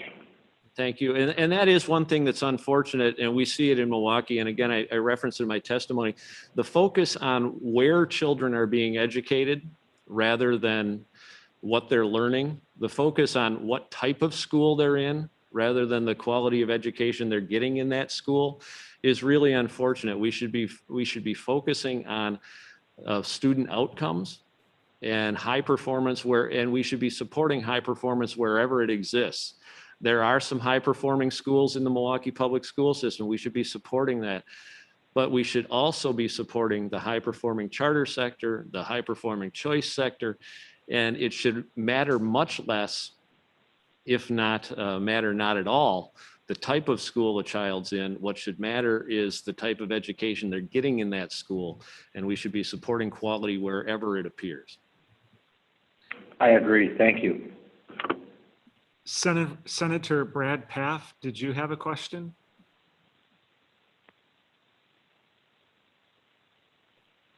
So Steve, if I can just piggyback a little bit on what Senator Nass was saying. Right now, under current law, it does seem like we have a variety of options, but clearly there must still be some issues and obstacles that are potentially keeping some of these authorizers from, and you identified, I think, some political ones, pressures, but keeping them from fully utilizing this tool. I don't mean to put you on the spot here, but I would like to say that this committee would like to research this further and see if we can identify what those obstacles are and work to remove them so that we can continue to have the laboratories of innovation and competition that charter schools offer. continue to increase across Wisconsin. So I don't want to put you on the spot, but did you have any suggestions on what some of those obstacles might be and things we could do in the legislature? In terms of authorizing options, I think really the way around that is, or the way to support additional authorizing option is just to open it up to more authorizers, more quality authorizers, maybe give additional universities opportunities. I'm not going to speak for them. They might not want this line of work, but a Marquette University and Alverna University, additional education authorizers in the university space might be a smart way of looking at it. You could also look at creating additional authorizers in non-traditional spaces, be it business, be it trades. Could you have a building advantage? And again, I'm creating work for them that they haven't asked for, but could you have a labor organization, an American Building and Contractors, Building Advantage, skilled trades? Could you authorize them to be our authorizers and create, innovative laboratories of technical skills and skilled trade pipeline schools? So I think really on the authorizer side, you just have to look at different authorizers that could do this or that would be willing to do it. On the actual expansion of the schools and the high performing seats, I hate to be the standard lobbyist who comes in and talks about money and need more money, but there's no doubt that one of the things holding back this sector and holding back opportunity in this sector is the way that charter schools are funded. Charter schools are funded at about $2,000 to $3,000 less per pupil in terms of state and local funding than a traditional MPS student. And that's actually a little deceptively low because those charter schools, their per pupil funding, the authorizer then takes an administrative fee out of that. And the public school system has some access to some additional funds that an independent charter school doesn't. So you have, a gap there in per pupil funding, which puts those schools at a disadvantage, when comparing to the traditional public schools.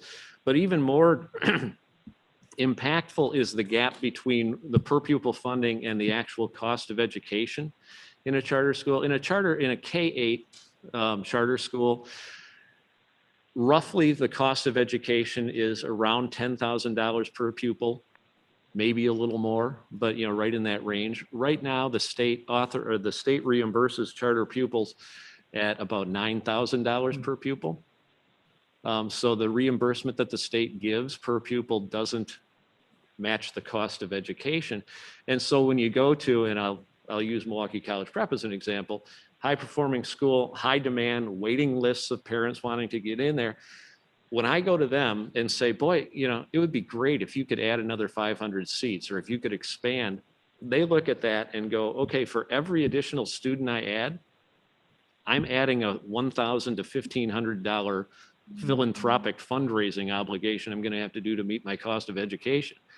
And so that's a deterrent to growth in that sector. So really, if you want to put the sector, if you want to encourage growth in the most high performing sector of schools in the city, and this is in choice and as well, where there's also that funding gap, the best way to do it is to close that funding gap and bring the per pupil reimbursement nearer to the actual per pupil cost of education in those schools.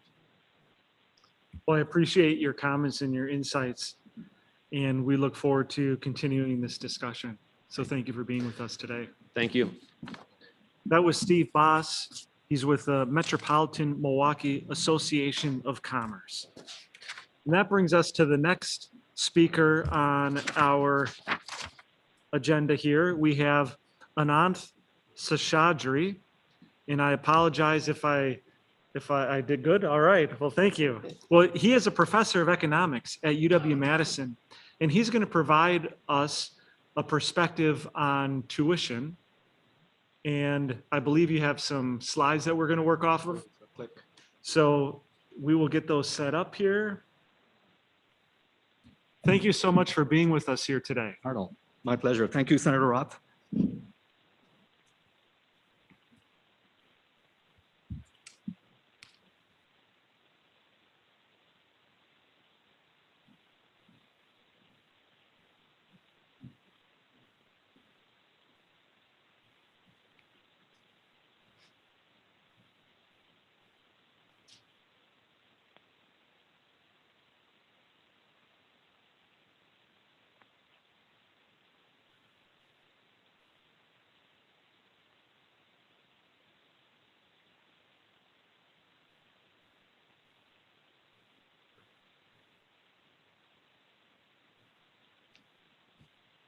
We'll just take just a quick moment. There's no worries here. We're just going to give a quick moment here to our sergeant staff as they get this presentation set up. So just stand by, everyone.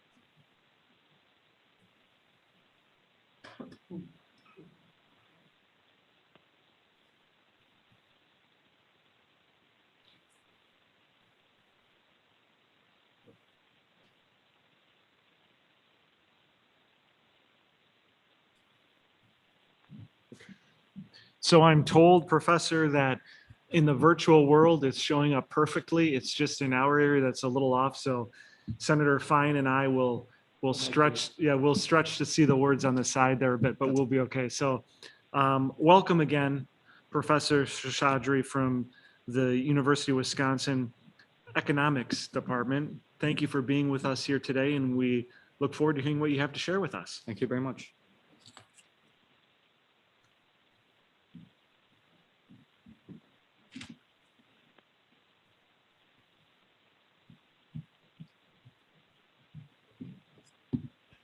Thank you, Senator Roth, and thank you, members of the committee, for having me here. It's a real honor and a pleasure to be in Green Bay. So I should start off my talk with a caveat. This is a cartoon from the far side.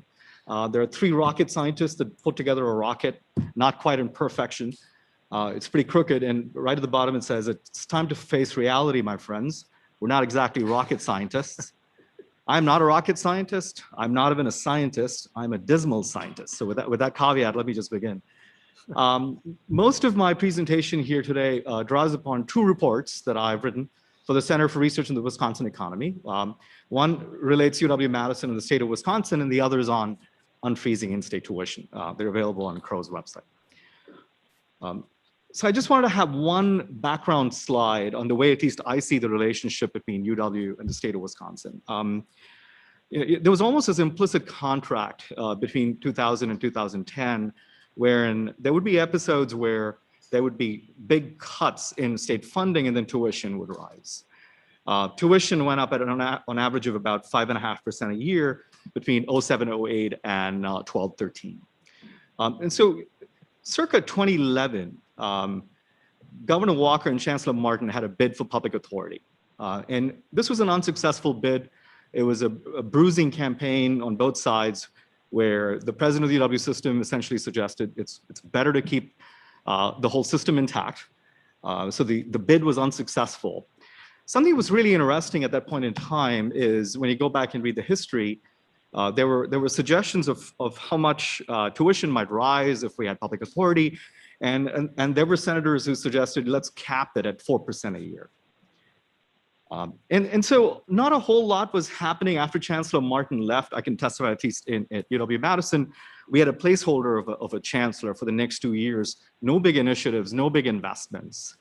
You wake up 2013 and you have what I've coined ReserveGate. I actually thought someone would have used that phrase, but apparently I take credit for it. UW system, as a consequence of essentially the CPA caucus, found a fairly substantial reserve. Initially, the headline number was $1 billion, but the tuition surplus was about $648 million. And so there were issues about transparency. There were issues about what these funds were used for or intended for. And about 648 were the tuition surpluses. And so one view of the world was the UW system had increased tuition for the last 5 to 6 years, about 5.5% a year, that it did not need for current operations. And so as a consequence, there was bipartisan outrage. UW system was subject to an extended freeze on in-state tuition from 2013. I'll point out that no other peer institution has endured such extensive controls. Whether that's fair or not, I mean, it's up to all of you to decide.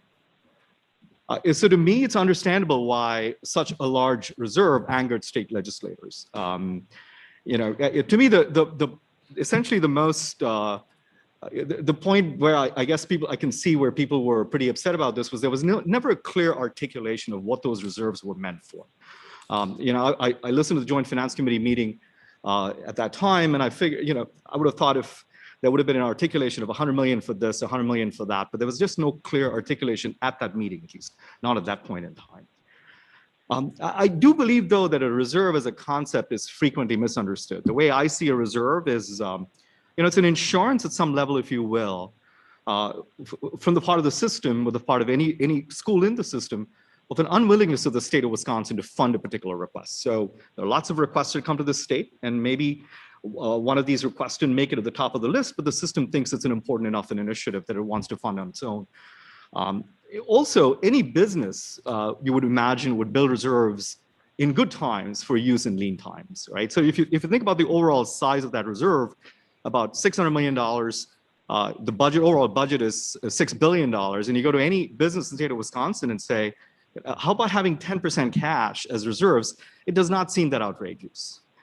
And so I will also point out that when the dust has settled, I'm not sure there's any evidence of impropriety. You might say there's evidence of lack of transparency. It's not obvious what those reserves were meant for. There wasn't a clear articulation, but these reserves were pretty comparable to peers. I will say two things in retrospect when I think about this whole episode over the last 10 years. One, it's almost like we went from 2011 contemplating, almost free enterprise, if you will, right? Public authority status for Madison would have meant that they were off on their own, almost be like University of Michigan. You went from that situation to 2013, where you have total control at some level over the operations, certainly the tuition side of it and other side of it. The other is, I don't know if you go back in time and ask those same chancellors and the other campuses when they opposed this bid, whether they would have thought in retrospect that that really is the right strategy going with the backdrop of history in mind.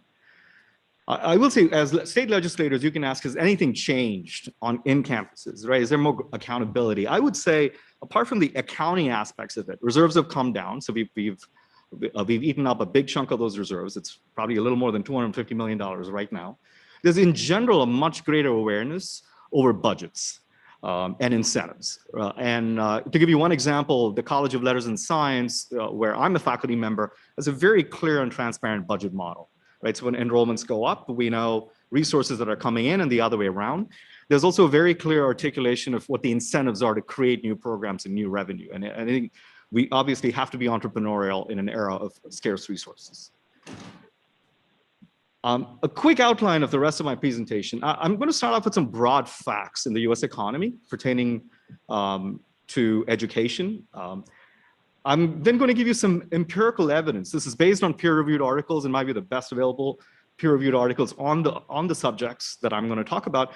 And then I'm going to pontificate at the very end with some policy implications that you can take with a grain or a sack of salt. All right, so this is a graph of labor productivity in the United States. So it starts off, I believe, around in the 1940s or so. So as a consequence of these big inventions in the roaring 20s, you had electricity, internal combustion engine, the US economy grew pretty rapidly in the 50s and 60s. The average annual rate of labor productivity increase was about 3.5% a year. Over the course of time, labor productivity has actually declined. So in fact, even if you look at the recent decade or so, labor productivity fell from about a little more than 2.5% a year to about 1.2, 1.3% a year. Now, why this matters is this affects the return to wages, this affects the return to schooling, and why we would go to college and so on and so forth. What's interesting and important in the last few decades is that the kind of technological change we've seen in the last few decades has favored skilled labor. And so this is the kind of technological change that comes in, you make big capital investments, you displace unskilled labor, and you put skilled labor in there. The other side of it is that the price of investment in the last 3 or 4 decades has fallen a fair bit. So if you're a firm, you would just employ a lot more capital because capital becomes cheaper. And hence firms rely less on labor. So if you actually look at the US economy as a whole, if you think of it as one big factory, the fraction of, say, profits that are allocated to labor, the labor share of output has actually fallen a fair bit over time. This makes skilled labor way more productive than it did before. And as a consequence, the return to college is now at the highest level that it's been in over a century. Okay, so the rate of return to college right now in America, there's this beautiful plot by Harvard economists Golden and Katz that demonstrates a really nice U shape over the course of the 20th century. And it's about as high as it's ever been in the last 100, 120 years right now. So here's a graph. I hope you all can see this. But this is a graph that basically shows you the change in real wages over the last 5 or 6 decades. The top line actually shows you the growth in real wages of folks with more than a bachelor's degree. And between 1965 and 2012, this grew by a factor of 2 approximately. So if you had more than a bachelor's degree, then you experience very substantial growth in wages. The second line is actually those with just a bachelor's degree. The lines at the bottom are those who either dropped out of high school or just had a high school diploma, right? And they're barely flat. If you look at the last 3 or 4 decades, their wages did not grow at all. So the big takeaway is what economists refer to as a skill premium, or the college high school wage differential. It's just grown dramatically in the last 3 or 4 decades. What's gone on with tuition? And so here's a plot for full-time in-state 4-year colleges in the country. This data comes from College Board.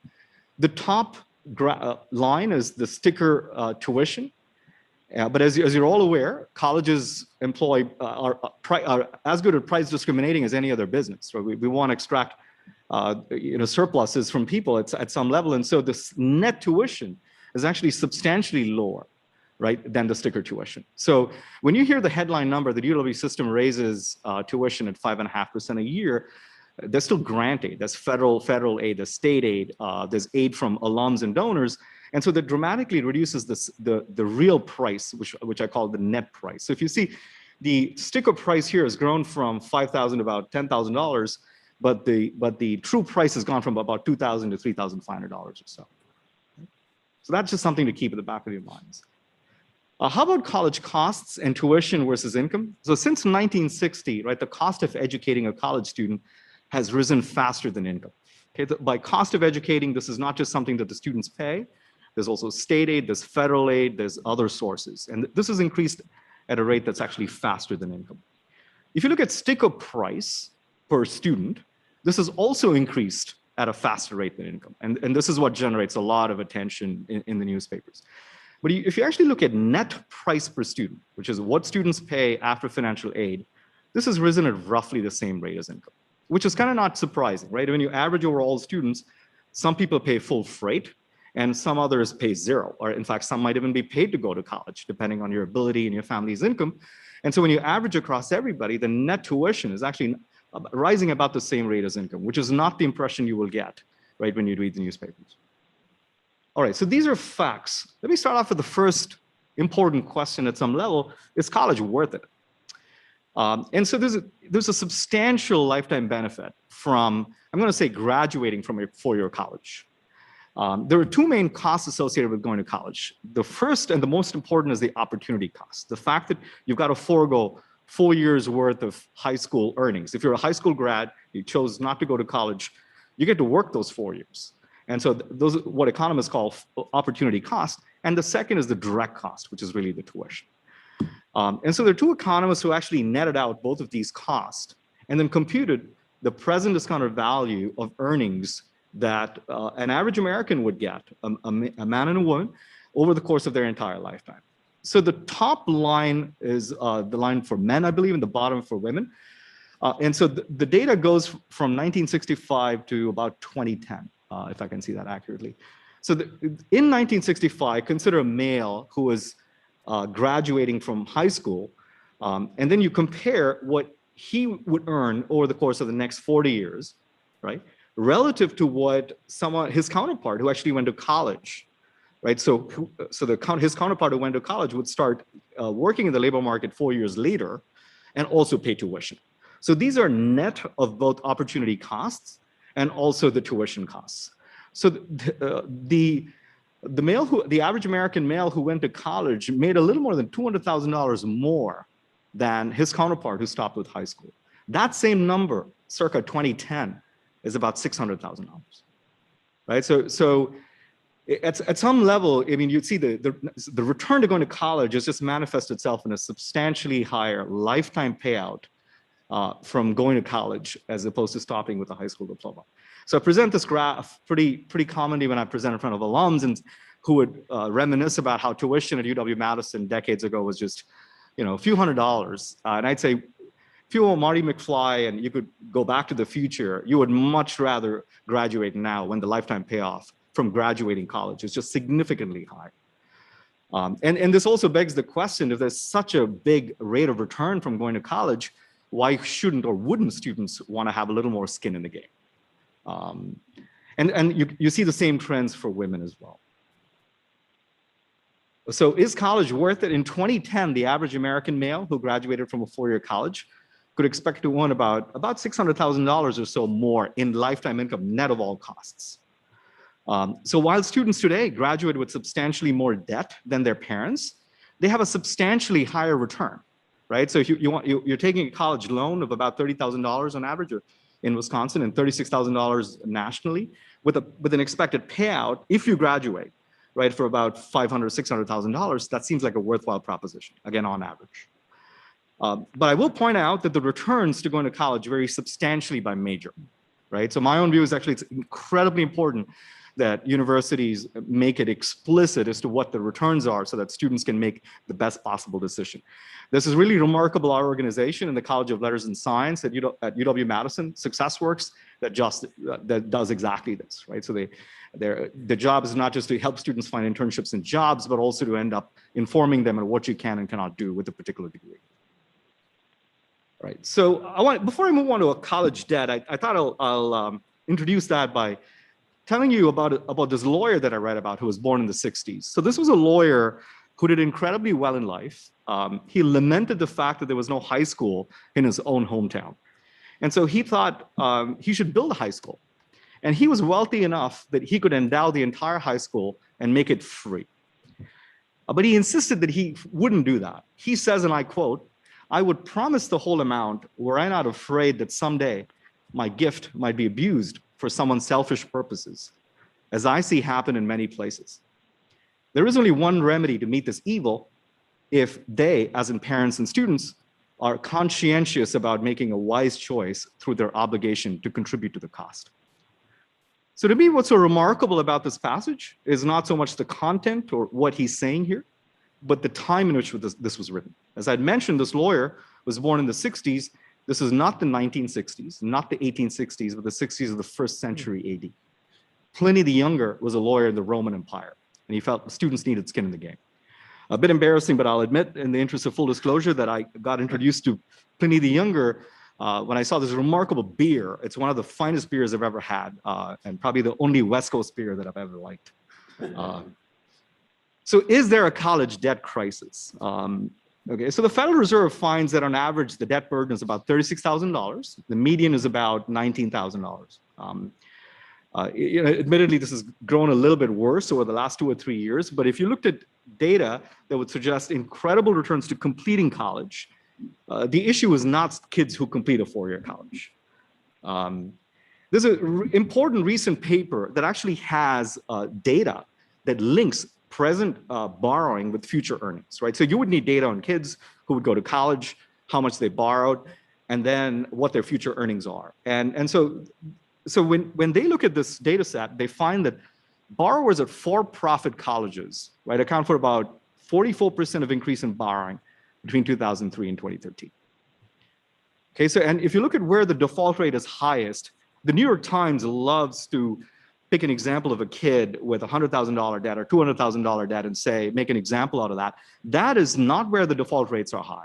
The default rates are high amongst those with very small debts, right? You went to community college, or you went to a two-year college or four-year college and you dropped out because your family's hit with an economic shock. Those are the folks who really are more likely to default. And I think what's incredibly important for people to recognize, it's not a debt problem so much as it's an earnings problem. If you graduate from a for-profit and community college, in their data set, you start off at $22,000 a year. You graduate from a four-year less selective college, on average is $35,000. If it's four-year more selective, it's almost $50,000 a year, right? So I think it's just that students need to be aware of what the value proposition is, depending on where they go and how much debt they want to undertake. So to the extent that there is a crisis, in my view, it's a selective crisis. And it's concentrated among those who are what they characterize as non-traditional borrowers. I'll remind you that the median debt at a place like UW-Madison is 0. So to the extent that you might think there's a debt crisis, it certainly does not affect UW-Madison. Borrowers from four-year colleges, in contrast to these non-traditional borrowers, they tend to earn more right off the bat, and they're much more likely to pay off these loans pretty quickly. Even if college debt were an issue, it's not obvious why price controls would really be the solution. I actually think, in my view, the rhetoric on college debt, in fact, dissuades low-income students. So if you have high-achieving low-income students and they're reading the newspapers and thinking about college debt as being a bad debt, I think that's pretty unfortunate, because college, to this day, remains one of the best pathways for economic opportunity in America. Okay, so let's get to a bigger question of why have college costs risen? So there's no question that increased federal support, the proliferation of subsidized college loans, admin costs, rising costs of amenities, all of these play a very important role. So the way I think of this, and this is based on a paper by Jones and Yang. John Bailey Jones is actually a Badger alum who was an economist at the Federal Reserve Bank of Richmond. So you think of a college's production function as like you need fixed amount of capital and you need a lot of skilled labor. You think about, say, a factory, it uses capital, skilled labor, and unskilled labor, where unskilled labor is kind of substitutable with capital. So over the course of the last 4 decades, say the price of capital comes down, right? I mean, you see the price of computers, machines, equipment, everything has been going down at a very rapid rate. So what does a firm owner do? You employ more capital and you substitute out unskilled labor. Okay? So unskilled labor, you don't need unskilled labor anymore, and you put a lot of capital in place. That degree of substitutability is extremely limited in the case of a college. Okay, so since we use a fixed amount of capital and skilled labor, and I've shown you that the price of skilled labor has been going way up, the primary driver of the cost of college is really the rise in the wages of highly skilled educated workers outside the skilled education sector. So you have, outside the education sector, skilled labor just being, just going up at a pretty high rate. And that puts pressure on the wages of skilled labor working in colleges and universities. And this is one of the fundamental drivers of why the cost of college has gone up over the course of the last 4 decades or so. I want to emphasize that college is fun, and it's a serious point. I actually had this, and my colleagues said, "Are you sure you want this?" And then a few other colleagues said, "Of course we need it," and I'll explain why that is. But the obvious part is it's badgers, parties, you meet new people. In fact, I initially even had colleges are still a good place where you can find a spouse, and I was asked to take that out because I'm presenting in front of the Senate. I think it's only fair that in-state students pay for these amenities that they enjoy. There's actually a recent paper that was published in the Journal of Labor Economics that find that most students, not all, but most students value these amenities and are willing to pay for them. In fact, I believe they even found that students might value the amenities associated with fun more so than the amenities that you would think are traditionally reflective or good proxies for academic excellence. Economists love to estimate value, put a value in numbers. There's actually a recent paper that asks, how much is this worth on average? And they came up with an estimate of about $10,000 a year. And I thought it was just pretty interesting because, this is pretty close to what in-state tuition is. So if you think about, what are you paying for when you come to UW-Madison? I mean, the fun aspect of it itself, in and of itself, defrays entirely the cost associated with it. The serious aspect of college as a consumption good is those of us who write down models trying to understand college behavior. It's impossible if you just restrict your attention to pecuniary benefits, right? It's impossible to rationalize the choices of, who goes to college, who doesn't, if you just stick to what's the economic payout. You need this consumption benefit. You need both pecuniary and non-pecuniary benefits in order to better explain people's choices. So it's not obvious why the taxpayer would fund, climbing walls or fancy dorms. So that's completely understandable. In my personal view, there's a much stronger case, for instance, for the Letters and Science academic building at UW-Madison. So the College of Letters and Science teaches 2/3 of the credit hours. There's a building request, which is really going to be an academic building If you want to have a big impact in the educational excellence and experience at UW-Madison, that can have an enormous impact. The other is you might want price controls because the industry is not competitive, right? So that would be one reason why you might want to say, let's cap tuition and have more government controls. The reality is that the competition between colleges has increased dramatically since 1940. So we compete fiercely in a global market, right, for students, staff, and faculty. Competition is not over market share. Competition is not over money, as would be the case in private enterprise. But here it's over prestige and status. Right? The U.S. News and World Report released their rankings yesterday, and the history department, for instance, was ranked number 11. So we all want to get to top 10, and so that's at some level what we're competing on. Actually, schools fail from time to time too, kind of like they do in private enterprise. Mergers and acquisitions are rare. I guess, I don't know, my explanation would be Badger alums don't want to be associated with Gopher alums. But unlike other sectors, there are more players as opposed to like fewer players in the economy. And unlike, say, the health sector, something that limits the size of the distortion is that many pay the full price of educational services. So when you have a big chunk of students paying the full price, that actually limits what sorts of distortions can take place. So the final point I want to make before I get to the policy recommendation is lack of access. Does that really prevent low-income kids from getting into college? So access means different things to different people. So access for some might mean is UW-Madison an easy institution to get admitted into. We admit 2/3 of applicants right now. So that's not what I mean by access. The true price of attending college is actually lower now for poorer families, right? So with Bucky's tuition promise, UW-Madison is actually cheaper if you're a low-income student than many of the other schools, right? But by lack of access, I mean, is there an inefficiency? Are there kids who want to borrow money and can't, or want to either access capital markets, access loans, aid, and things of that nature, and we're not providing them the opportunity associated with it? There's actually a great paper by my colleague, Christopher Tabor. He finds little evidence that families are borrowing constrained. There's only a small fraction of Americans who actually would like to go to college and are unable to do so due to financial considerations. Jim Heckman, who's a Nobel laureate at the University of Chicago, also has a series of papers kind of along this dimension. And so if lack of access really doesn't prevent many families from attending college, so why keep tuition artificially low for the benefit of a small minority? You might then ask, why is it that low-income kids don't go to college at the same rate as their high-income counterparts? If it's not tuition, if it's not access to loans. And the first thing I'll say that not everybody wants to go to college. I mean, college is a riskier path for income, right? I did tell you that the mean is higher on average, but it's also a higher variance of income. You might have to forego consumption for a few years and so on. But for whatever reason, these are people's choices. Colleges, so the college is also becoming a riskier investment. There's some evidence suggesting that there's actually less preparedness for college. So you look at high school students' preparedness for college, they're just not as prepared for colleges as they were before. There's an increasing body of work that suggests that it's lack of information.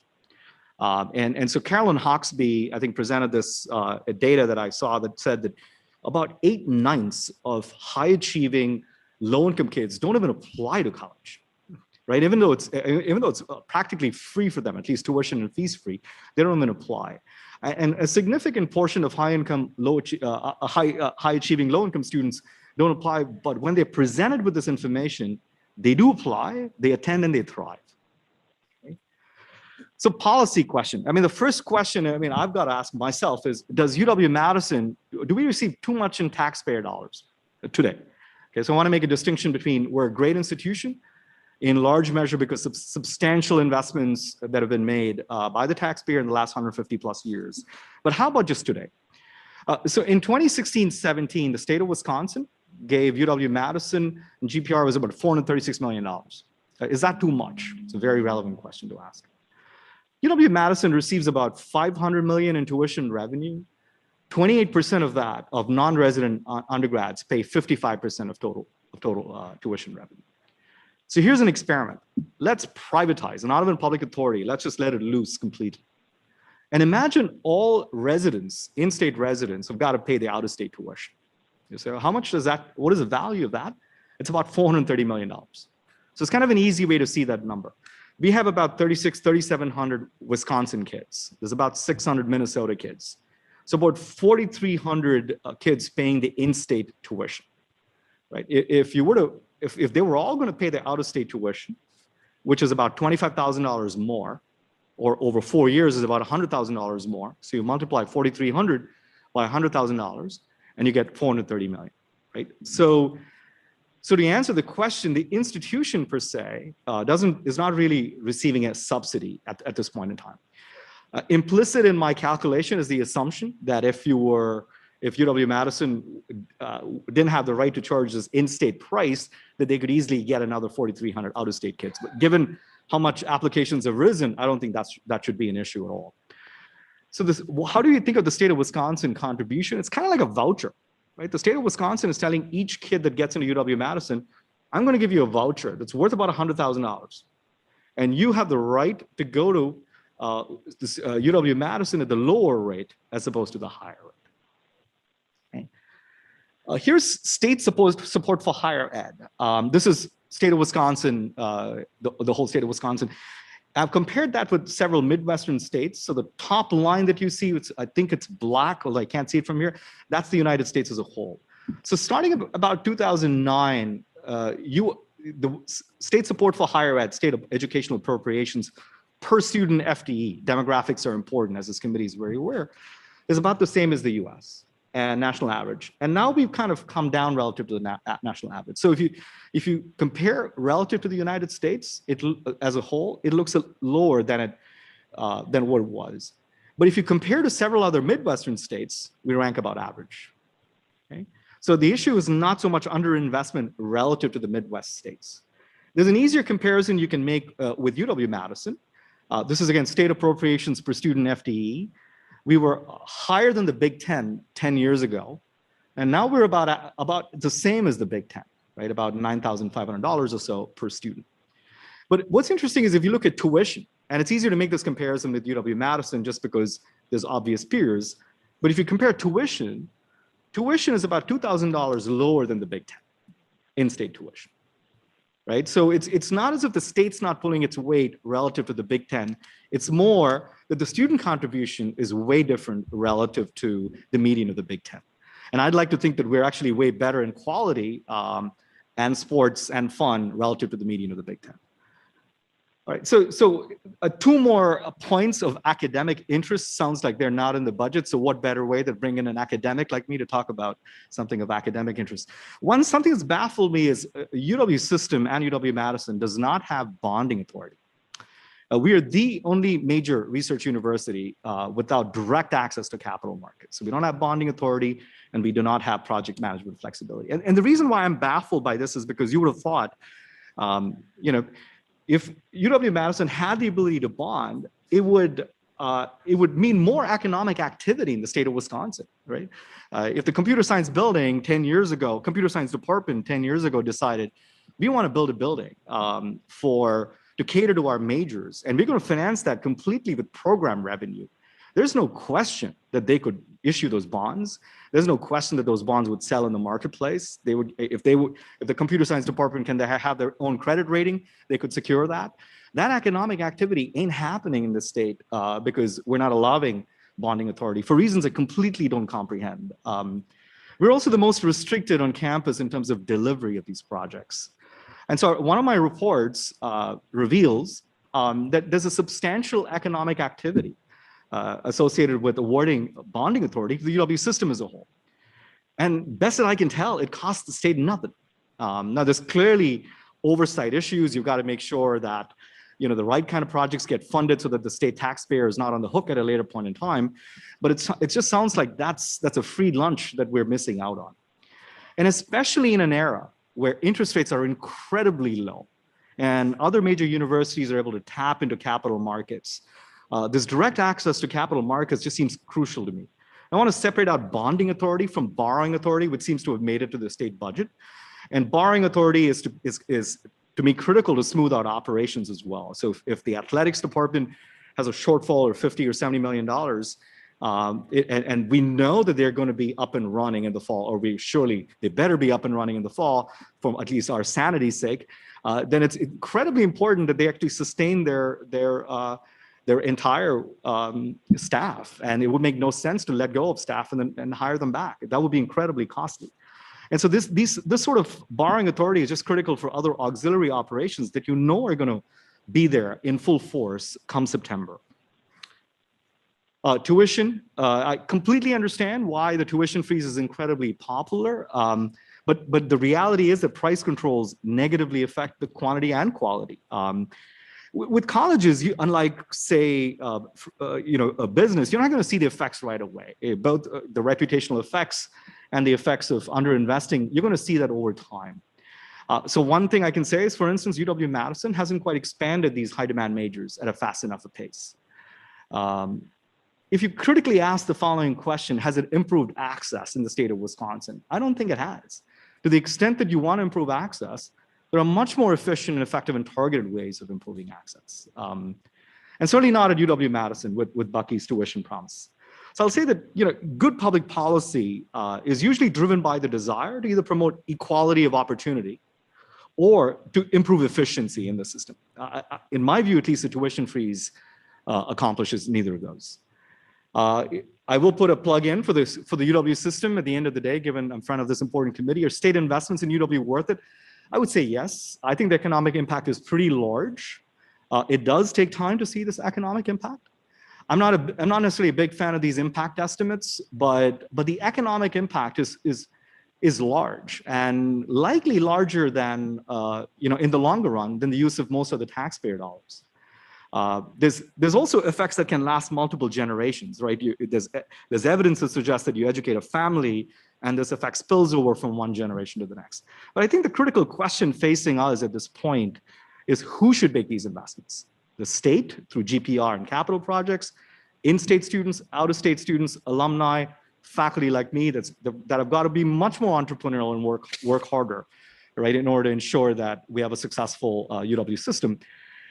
In my view, a well-designed system will have everyone contribute at least a little bit. And to see this, look no further than the Wisconsin retirement system, which is a system we're all proud of, which is fully funded, one of the best funded systems in the state of Wisconsin.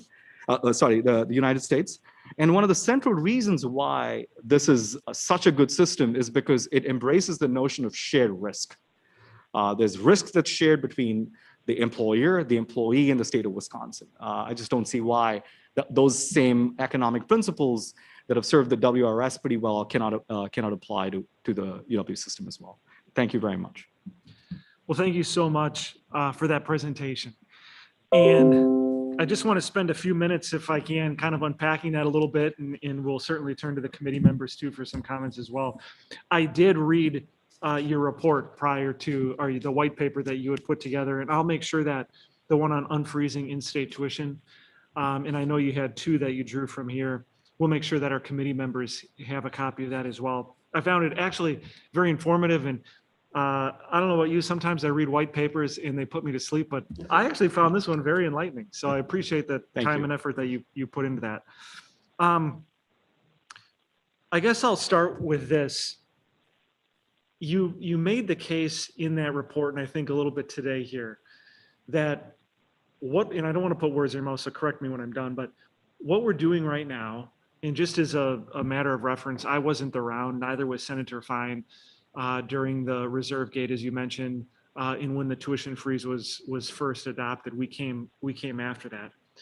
But the way we're working it right now with this tuition freeze is that really the citizens who aren't utilizing the four-year institution and getting a college degree, maybe those who just have a high school degree and so forth, they're really the ones subsidizing the individuals who are going on to college, getting the four-year degree. And at the end of the day, it's those with a four-year degree that are going to have that higher lifetime earnings. Those are the ones who you could argue could most afford to pay that. Is that inaccurate? Am I describing what you had written there accurately? Yeah. So let me back up. That's a great question, Senator. And I think you are accurate. But I want to back up as well a bit and ask, why do states typically fund higher ed, right? And usually the logic is There are spillovers. There's, if I, as an individual, make the optimal choice from a societal point of view, right? Then there would be no reason for you to intervene, for the state of Wisconsin to intervene, for any state to intervene. One of the fundamental reasons why states typically tend to invest and subsidize higher education is because, I don't fully internalize everything that I would do as a college-educated graduate, right? So that would be the reason why typically what economists call externalities, the external benefits associated with my getting educated. I mean, I might invent something that would benefit everyone in the state as opposed to just me, and I don't fully capture all the economic benefits associated with it. So I just wanted to have that as a preamble. But you're absolutely right. I think in an era, and I want to separate out the distinction between graduating from a four-year college and just choosing to attend a four-year college, because it's still the case that there are kids who start off at an institution and drop out, right? So, but if I am a kid that does graduate from a four-year college, and I have the ability to earn substantially more than my friend who chose to stop with a high school diploma, there's going to be limits to the level of redistribution from the high school kid to the college kid. Absolutely. One of the reasons I think that we have argued for that tuition freeze over the years is that we saw the increases year after year that kind of fed into what you had mentioned there with, as you termed it, the reserve gate. We're afraid, I think, as policymakers, one of the concerns we have is that if we were to give that authority now back to the Board of Regents to set that tuition, that, what's going to stop them from 8, 9, 10% tuition increases? So what would you say to that? What governs that, the ability of the UW system here to go crazy with raising tuition rates? So the way I see things, Senator, is I've not talked to any of the chancellors or any of the regents about this, but I would imagine their view would be, and this would be my view if I were one of them, the punishment has been severe enough, almost a decade of tuition freeze based on the reserves that were discovered circa 2013, that they know that the state at any point in time could essentially bring them back, if they thought that they were just too excessive in terms of price increases. So the state always has the ability to either reduce GPR, reduce funding in the next biennium as a mechanism with which it exerts control. It's actually surprising it didn't exert control maybe in years prior when tuition increases were actually fairly substantial. But I think the message is now loud and clear that excessive tuition increases cannot be the norm going forward. Is limiting an idea that had been discussed from time to time, giving the authority but limiting it to CPI or a different metric, how does that work out? How do you think that would play out in practicality? Yeah, so if you were to, so one of the graphs that I showed that it's almost preempting that question, which is you saw the sticker price increases were at a much higher rate than the net price increases. And the reason is we have financial aid. So I'm not a big fan of excessive government control. I would just let it go back to the regents with the understanding that yes, there are some students who might be paying 3.5% extra a year, and there are others who would be paying 0% extra a year. So at least on average, it's got to basically be on pace with income. So my own view is, when you average it out across everybody, I think it would be good public policy to say it doesn't outpace Wisconsin income growth as opposed to CPI. To me, that makes eminent sense to me. I'm going to go to the committee here before I come back to my following questions. The Vice Chair, Senator Steve Nass, did you have a question? I'll pass. Senator Kelda Roys, did you have a question? No, thank you. Senator Fine? Very informative. I look forward to reading over everything once again, and thanks for your time. Senator Brad Pfaff, did you have a question? I want to thank you for your testimony, and I look forward to continuing to work with you. And again, thank you for your testimony. Thank you, Senator.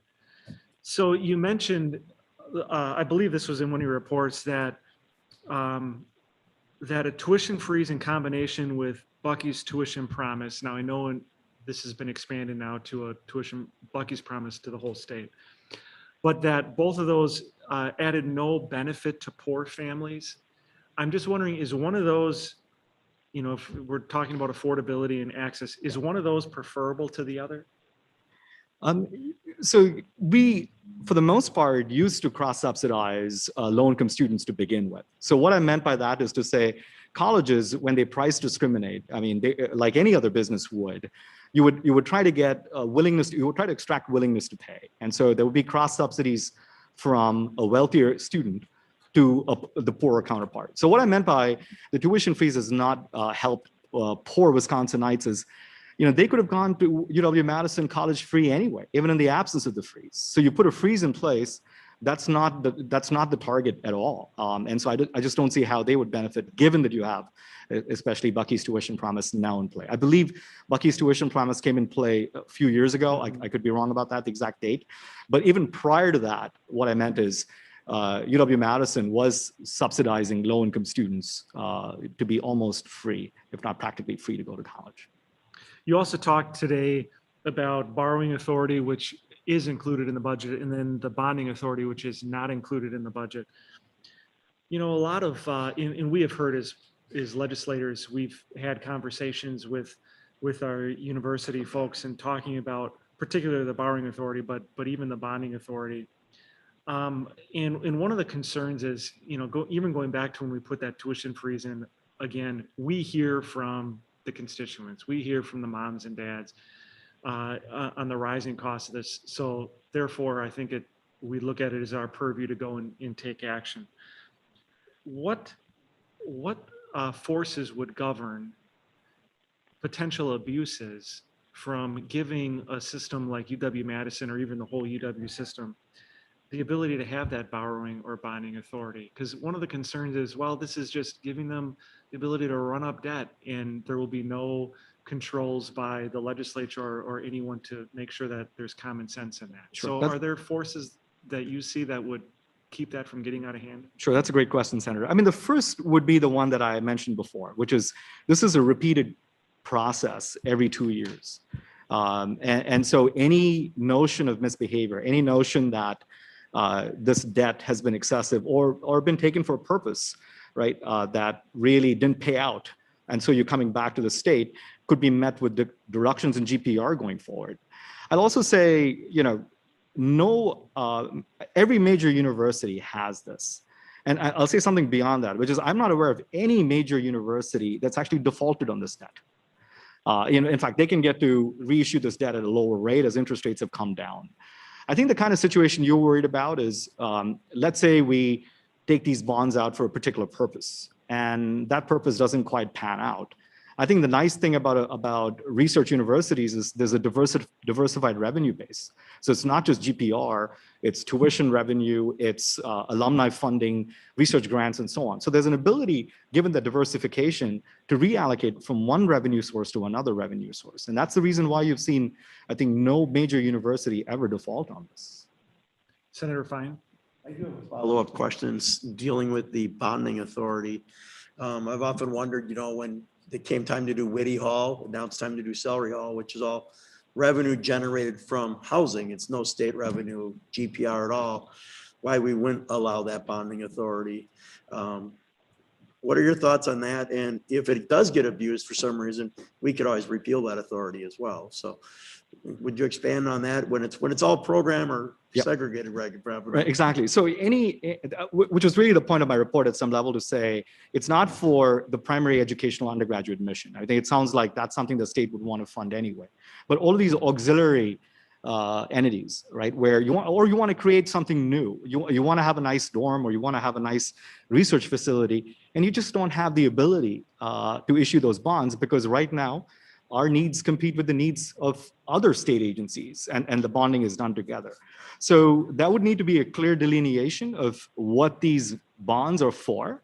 But the bottom line is, you know, if you're sure that there's going to be demand for undergraduate students, and there's no reason why you would ever question that into the very long future.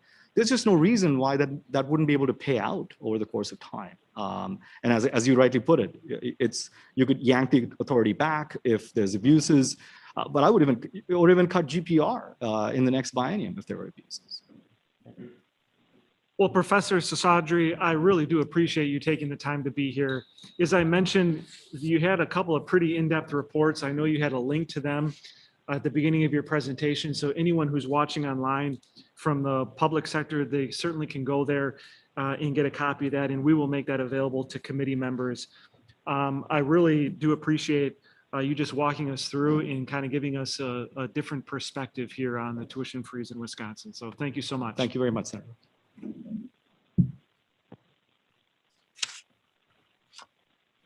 All right, at this time, it is my pleasure to introduce a few students who are going to come and talk with us briefly. And we have done this when we've traveled to other institutions here in Wisconsin, and it's been a wonderful success. So I'm going to call up two students right now to start, Brittany Cassidy and Paige Anderson. If you wanted to come up, there's two microphones there. You can each take one of those. Brittany Cassidy is a marketing major here at UWGB, and Paige Anderson is a psychology major here at UWGB. Welcome. Thank you both for being here. And just because it's the order that I have it listed, Brittany, why don't you start us off? Hi, everyone. My name's Brittany. I'm a marketing major here at Green Bay. I'm a junior and I'll be graduating in May of 2022, and I am representing the Coffran School of Business here. So the reason why I chose to come to Green Bay was because I really wanted to go to a school in a big city. So Green Bay is the perfect place for that. And I also wanted a school that still had a small town feel. So at Green Bay, you really get to know your professors and students. In almost every class that I've had, I've made a connection with those professors. In addition, I've also been involved in many student organizations here. The most notable would probably be SAM, which is the Student Association of Management. And I'm their social media coordinator for that organization. So that's really helped me with my major and really helping me understand what I want to do in my future career. I'm also a part of their student research group. So I'm doing undergraduate research on how the global pandemic is affecting students here on the Green Bay campus. And I truly feel that all the opportunities that I've received here, a lot of other students are receiving. So I feel that the budget would really help students like me reach their career goals. So thank you. Thank you. West Bend, Wisconsin. In Paige? All right, hello, I'm Paige. I'm originally from the UP. I'm from Marquette, Michigan, but I grew up here in Green Bay. I attended Green Bay Preble High School. So I'm really, really close to the area. I am a psychology major, and I also have a completed minor in human development. I'm a student ambassador on campus, so I work closely with our prospectives and admitted freshmen and transfer students. I'm also a research assistant in the neuroscience lab here on campus. And I also partake in the pain and addiction neuropharmacology lab on campus. I'm a lab manager and research assistant for that. I've also been a peer mentor and a TA for several other courses as well. And then I also think that just piggybacking off what you had said, the professors here have really what made me feel that I made a good choice coming here. It's not so much about why I initially came here, but the reason that I stayed here and the reason that I continue to go here and thrive. And keep my connections open with those professors even long after that I will be graduating soon. I keep those connections open, and I feel that they have essentially adopted me as their academic child. They take care of me. They take care of all the needs that I have academically. I'm a first generation student, so having that guidance and support is extremely important for me. And I feel that I can trust them, that they'll guide me, support me, guide me in the path that's right for me, not necessarily down the path that they took or that they might have wished they took, but whatever fits my needs. And so I think that students who do come here, prospective, admitted, or otherwise, or transfer here, they do have those opportunities, and I'd like to see them continue to have those opportunities. Paige, you mentioned that you were a first generation student. That's a pretty big jump. When you look out there, typically children of parents who went to college go, and those who don't. How did that work out for you? Were your parents influencing you to go to college, or was there some other factor that made you decide that you wanted to get a college degree? So, yes. So my parents have always been extremely supportive of me doing better, of going for more, reaching for the stars and getting them, because they didn't necessarily have the opportunities to do that. So they had always raised me to be able to attain the things that they didn't have the opportunities to do. So in my household, it was always a thing of You don't have to go to college if it's not right for you, but if it is right for you, we're going to do everything in our power to make sure that you're supported when you get there. They didn't have the academic guidance, like I had said before. And so that was a piece that I was nervous about having when I came in, because I didn't have somebody I could look up to get through applying the college process, FAFSA, all those beginning step notions. And coming here, I feel like I've really gotten that. So once I got here, I was in great hands. So You're a psychology major. I would think everything that we've gone through the last year, that the world might be in need of more psychologists. I would hope so. What made you choose that as a major? And then how do you plan on using that in the private sector here when you graduate? I love psychology. I had the best psychology teacher in high school. And I think from experiences that I had early on, it really opened my eyes to see that the behavior that people have, the thoughts that they have, the actions that they commit are so unique, but at the same time, we're unique just like everybody else. And so everybody kind of has an individual experience, and to find out that there was a field that tries to get to the tip of the iceberg that studies those behaviors is what really drives me towards that. And I think the most exciting part is that I will never know everything in the field. Even if I'm an expert in one aspect of the field, I'm not even close to being an expert at psychology. And I think that's extremely motivating for me. And my plans afterwards, I would love to be a clinical psychologist. I would love to work with delinquent or post-institutionalized people who really just need help back getting into the community. That's awesome. Brittany, you're a marketing major. I would think that that's a pretty high demand field right now with how technology and business seems to be moving. What made you decide to go into that career in that major? Sure. So my high school offered a lot of business-oriented classes.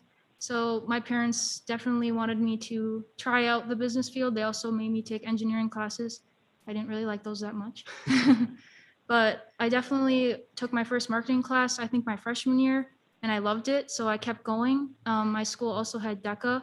So I competed in DECA in high school. I loved it. I got to travel to some pretty cool places and learn a lot. So I definitely knew that marketing was the path that I wanted to go down. And then coming to Green Bay, they just implemented a new marketing major here. So I definitely wanted to get involved in that as well. And on campus, through my classes, I've learned so much more, and I've been able to expand. And being here has helped me realize that I want to do social media and digital marketing. I wasn't sure exactly what field I wanted to go into after I graduated, but coming here, having that one-on-one with all the professors and getting to form those connections have really helped me figure out what I want to do. Awesome. Senator Fine, did you have a question? I think digital marketing is probably going to be a good future. I would agree. And the one thing I would say is you took an engineering course in high school. Yes, I did. It's good to find out in high school that you don't like something, so you don't go to engineering college. So no, that's good that you have exposure to a lot of different things. Thank you. So, very good. Well, we thank you both for being here and for offering your perspectives here on UWGB to our committee.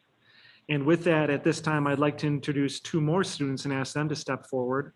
One is Denny Christoph, a mechanical engineer major, and the other is Elizabeth Horner, a nursing major. We want to thank the two of you. And as I have it listed on my paper, Denny, your name is first, so welcome. Why don't you tell us a little bit about yourself? Sure. My name is Denny Christoph. I am a junior in the mechanical engineering program at the Richard J. Rush School of Engineering that was just founded here on campus. I'm from Luxembourg, Wisconsin originally, so not too far away. And so 3 years ago, when I was trying to pick out what college I wanted to go to, I knew I wanted to go for mechanical engineering because I always had a mechanical aptitude. But initially, I was going to go to Michigan Tech. And then I heard that UW Green Bay was opening the full mechanical engineering program.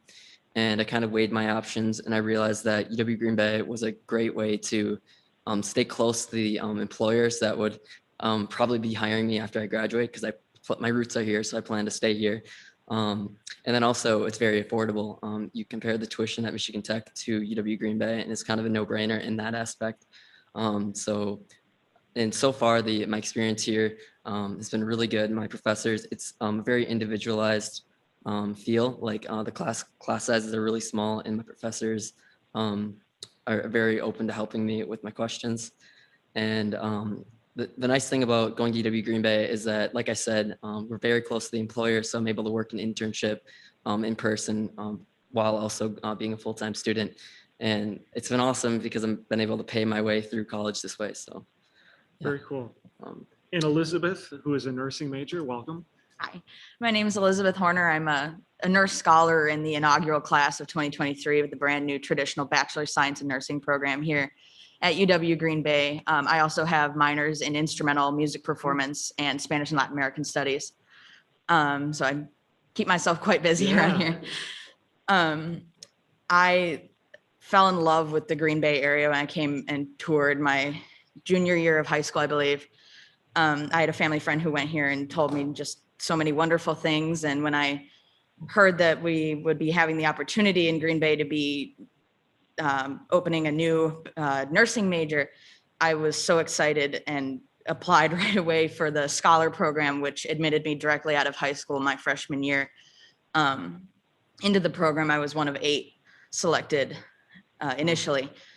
And I believe that everyone, that especially now in the pandemic, nurses are in such a high demand, and having this new program here is just going to be great for getting more nurses out into the field and helping in our shortage of nurses that is currently being experienced. So the new budget would definitely help to create more nursing labs and help us to get more nurses out in the field. No question, you mentioned just the high demand that the nursing field is going to have in light of what we had gone through. What makes you passionate about nursing? When I was younger, my grandfather was in the hospital, and I went in to visit him, and just watching his team of nurses, it was like a swarm, but they worked like a well-oiled machine. You know, they knew the answer to almost any question that my family had, and were able to provide such great care to him that I admired them from day one and knew that that was what I wanted to do when I got older. Oh, that's awesome. Denny, you mentioned how you came here because the mechanical engineering program. Were you when you came here, was that the first inaugural year of the program? correct. I'll be part of the class that goes through the entire program, the first class that The goes through first entire class that program. does? Yep. Okay. Can you talk a little bit about, you mentioned that there were internship opportunities with local businesses and so forth. How is that program connected with the local economy or the local businesses? So the local businesses, there was a lot of funding that with the local businesses put toward this, put toward the program. But I guess, yeah. So I guess, does that kind of answer your question? Yeah, and you have done some of these internships? Yeah, then, or- yep. So I'm currently at Paper Converting Machine Company where I do mechanical design. But I also I did another internship at FICO International as well, my freshman year. So. Yeah, well, I've definitely heard of both of those. Senator Fine? It's just good to hear from 4 young people going to college for an employable field. So you guys will all get jobs when you graduate, I'm sure of that. So thank you. Yeah, that is awesome. Well, I want to thank you, Denny, and Elizabeth, and Brittany, and Paige. We just heard from 4 students here at UWGB who shared some of their perspectives with us. Make sure when you go to that political science class that you have that you get some credit for coming here and talking to a legislative committee, okay? And stay in Wisconsin with you. Staying John. with, it sounds like they're going to. That's what it sounds that's what like. I heard. Well, I appreciate it. Thank you very much. Thank you. Well, that concludes the hearing that we have today, the Senate Committee on Universities and Tech Colleges. This was our 4th hearing that we've had, informational hearing around the state. And we've used this as an opportunity just to get out about in the state of Wisconsin so we could hear great stories like the students that we had just heard from. We will be having another hearing. It will be the last in our series of 5 informational hearings here. And that will be on the Tech College and their budget request, or their budget as introduced by the governor. And that is going to be this coming Monday. And that committee hearing will take place at the state capitol. I again want to thank all who have come here to participate, all of our speakers who came to testify, and our students who came here as well. And remind all of you that if you like what you saw here, You can find us on Wisconsin Eye and on YouTube, our previous hearings that we've had. A lot of good stuff that we've learned. I want to thank the sergeant staff. You don't see them right now, but they're around this room and they set up all the technology and made it possible for us to bring this committee hearing to you and to connect the senators from around the state to be here. So thank you to the sergeant staff, and then also to our ledge council attorneys. You also didn't get to see them here today because we had Fiscal Bureau do a presentation instead, but they have been traveling with us around the state. None of that could have been possible without the help of both of those organizations. So thank you. And to all of you, I will adjourn this meeting. See you next week.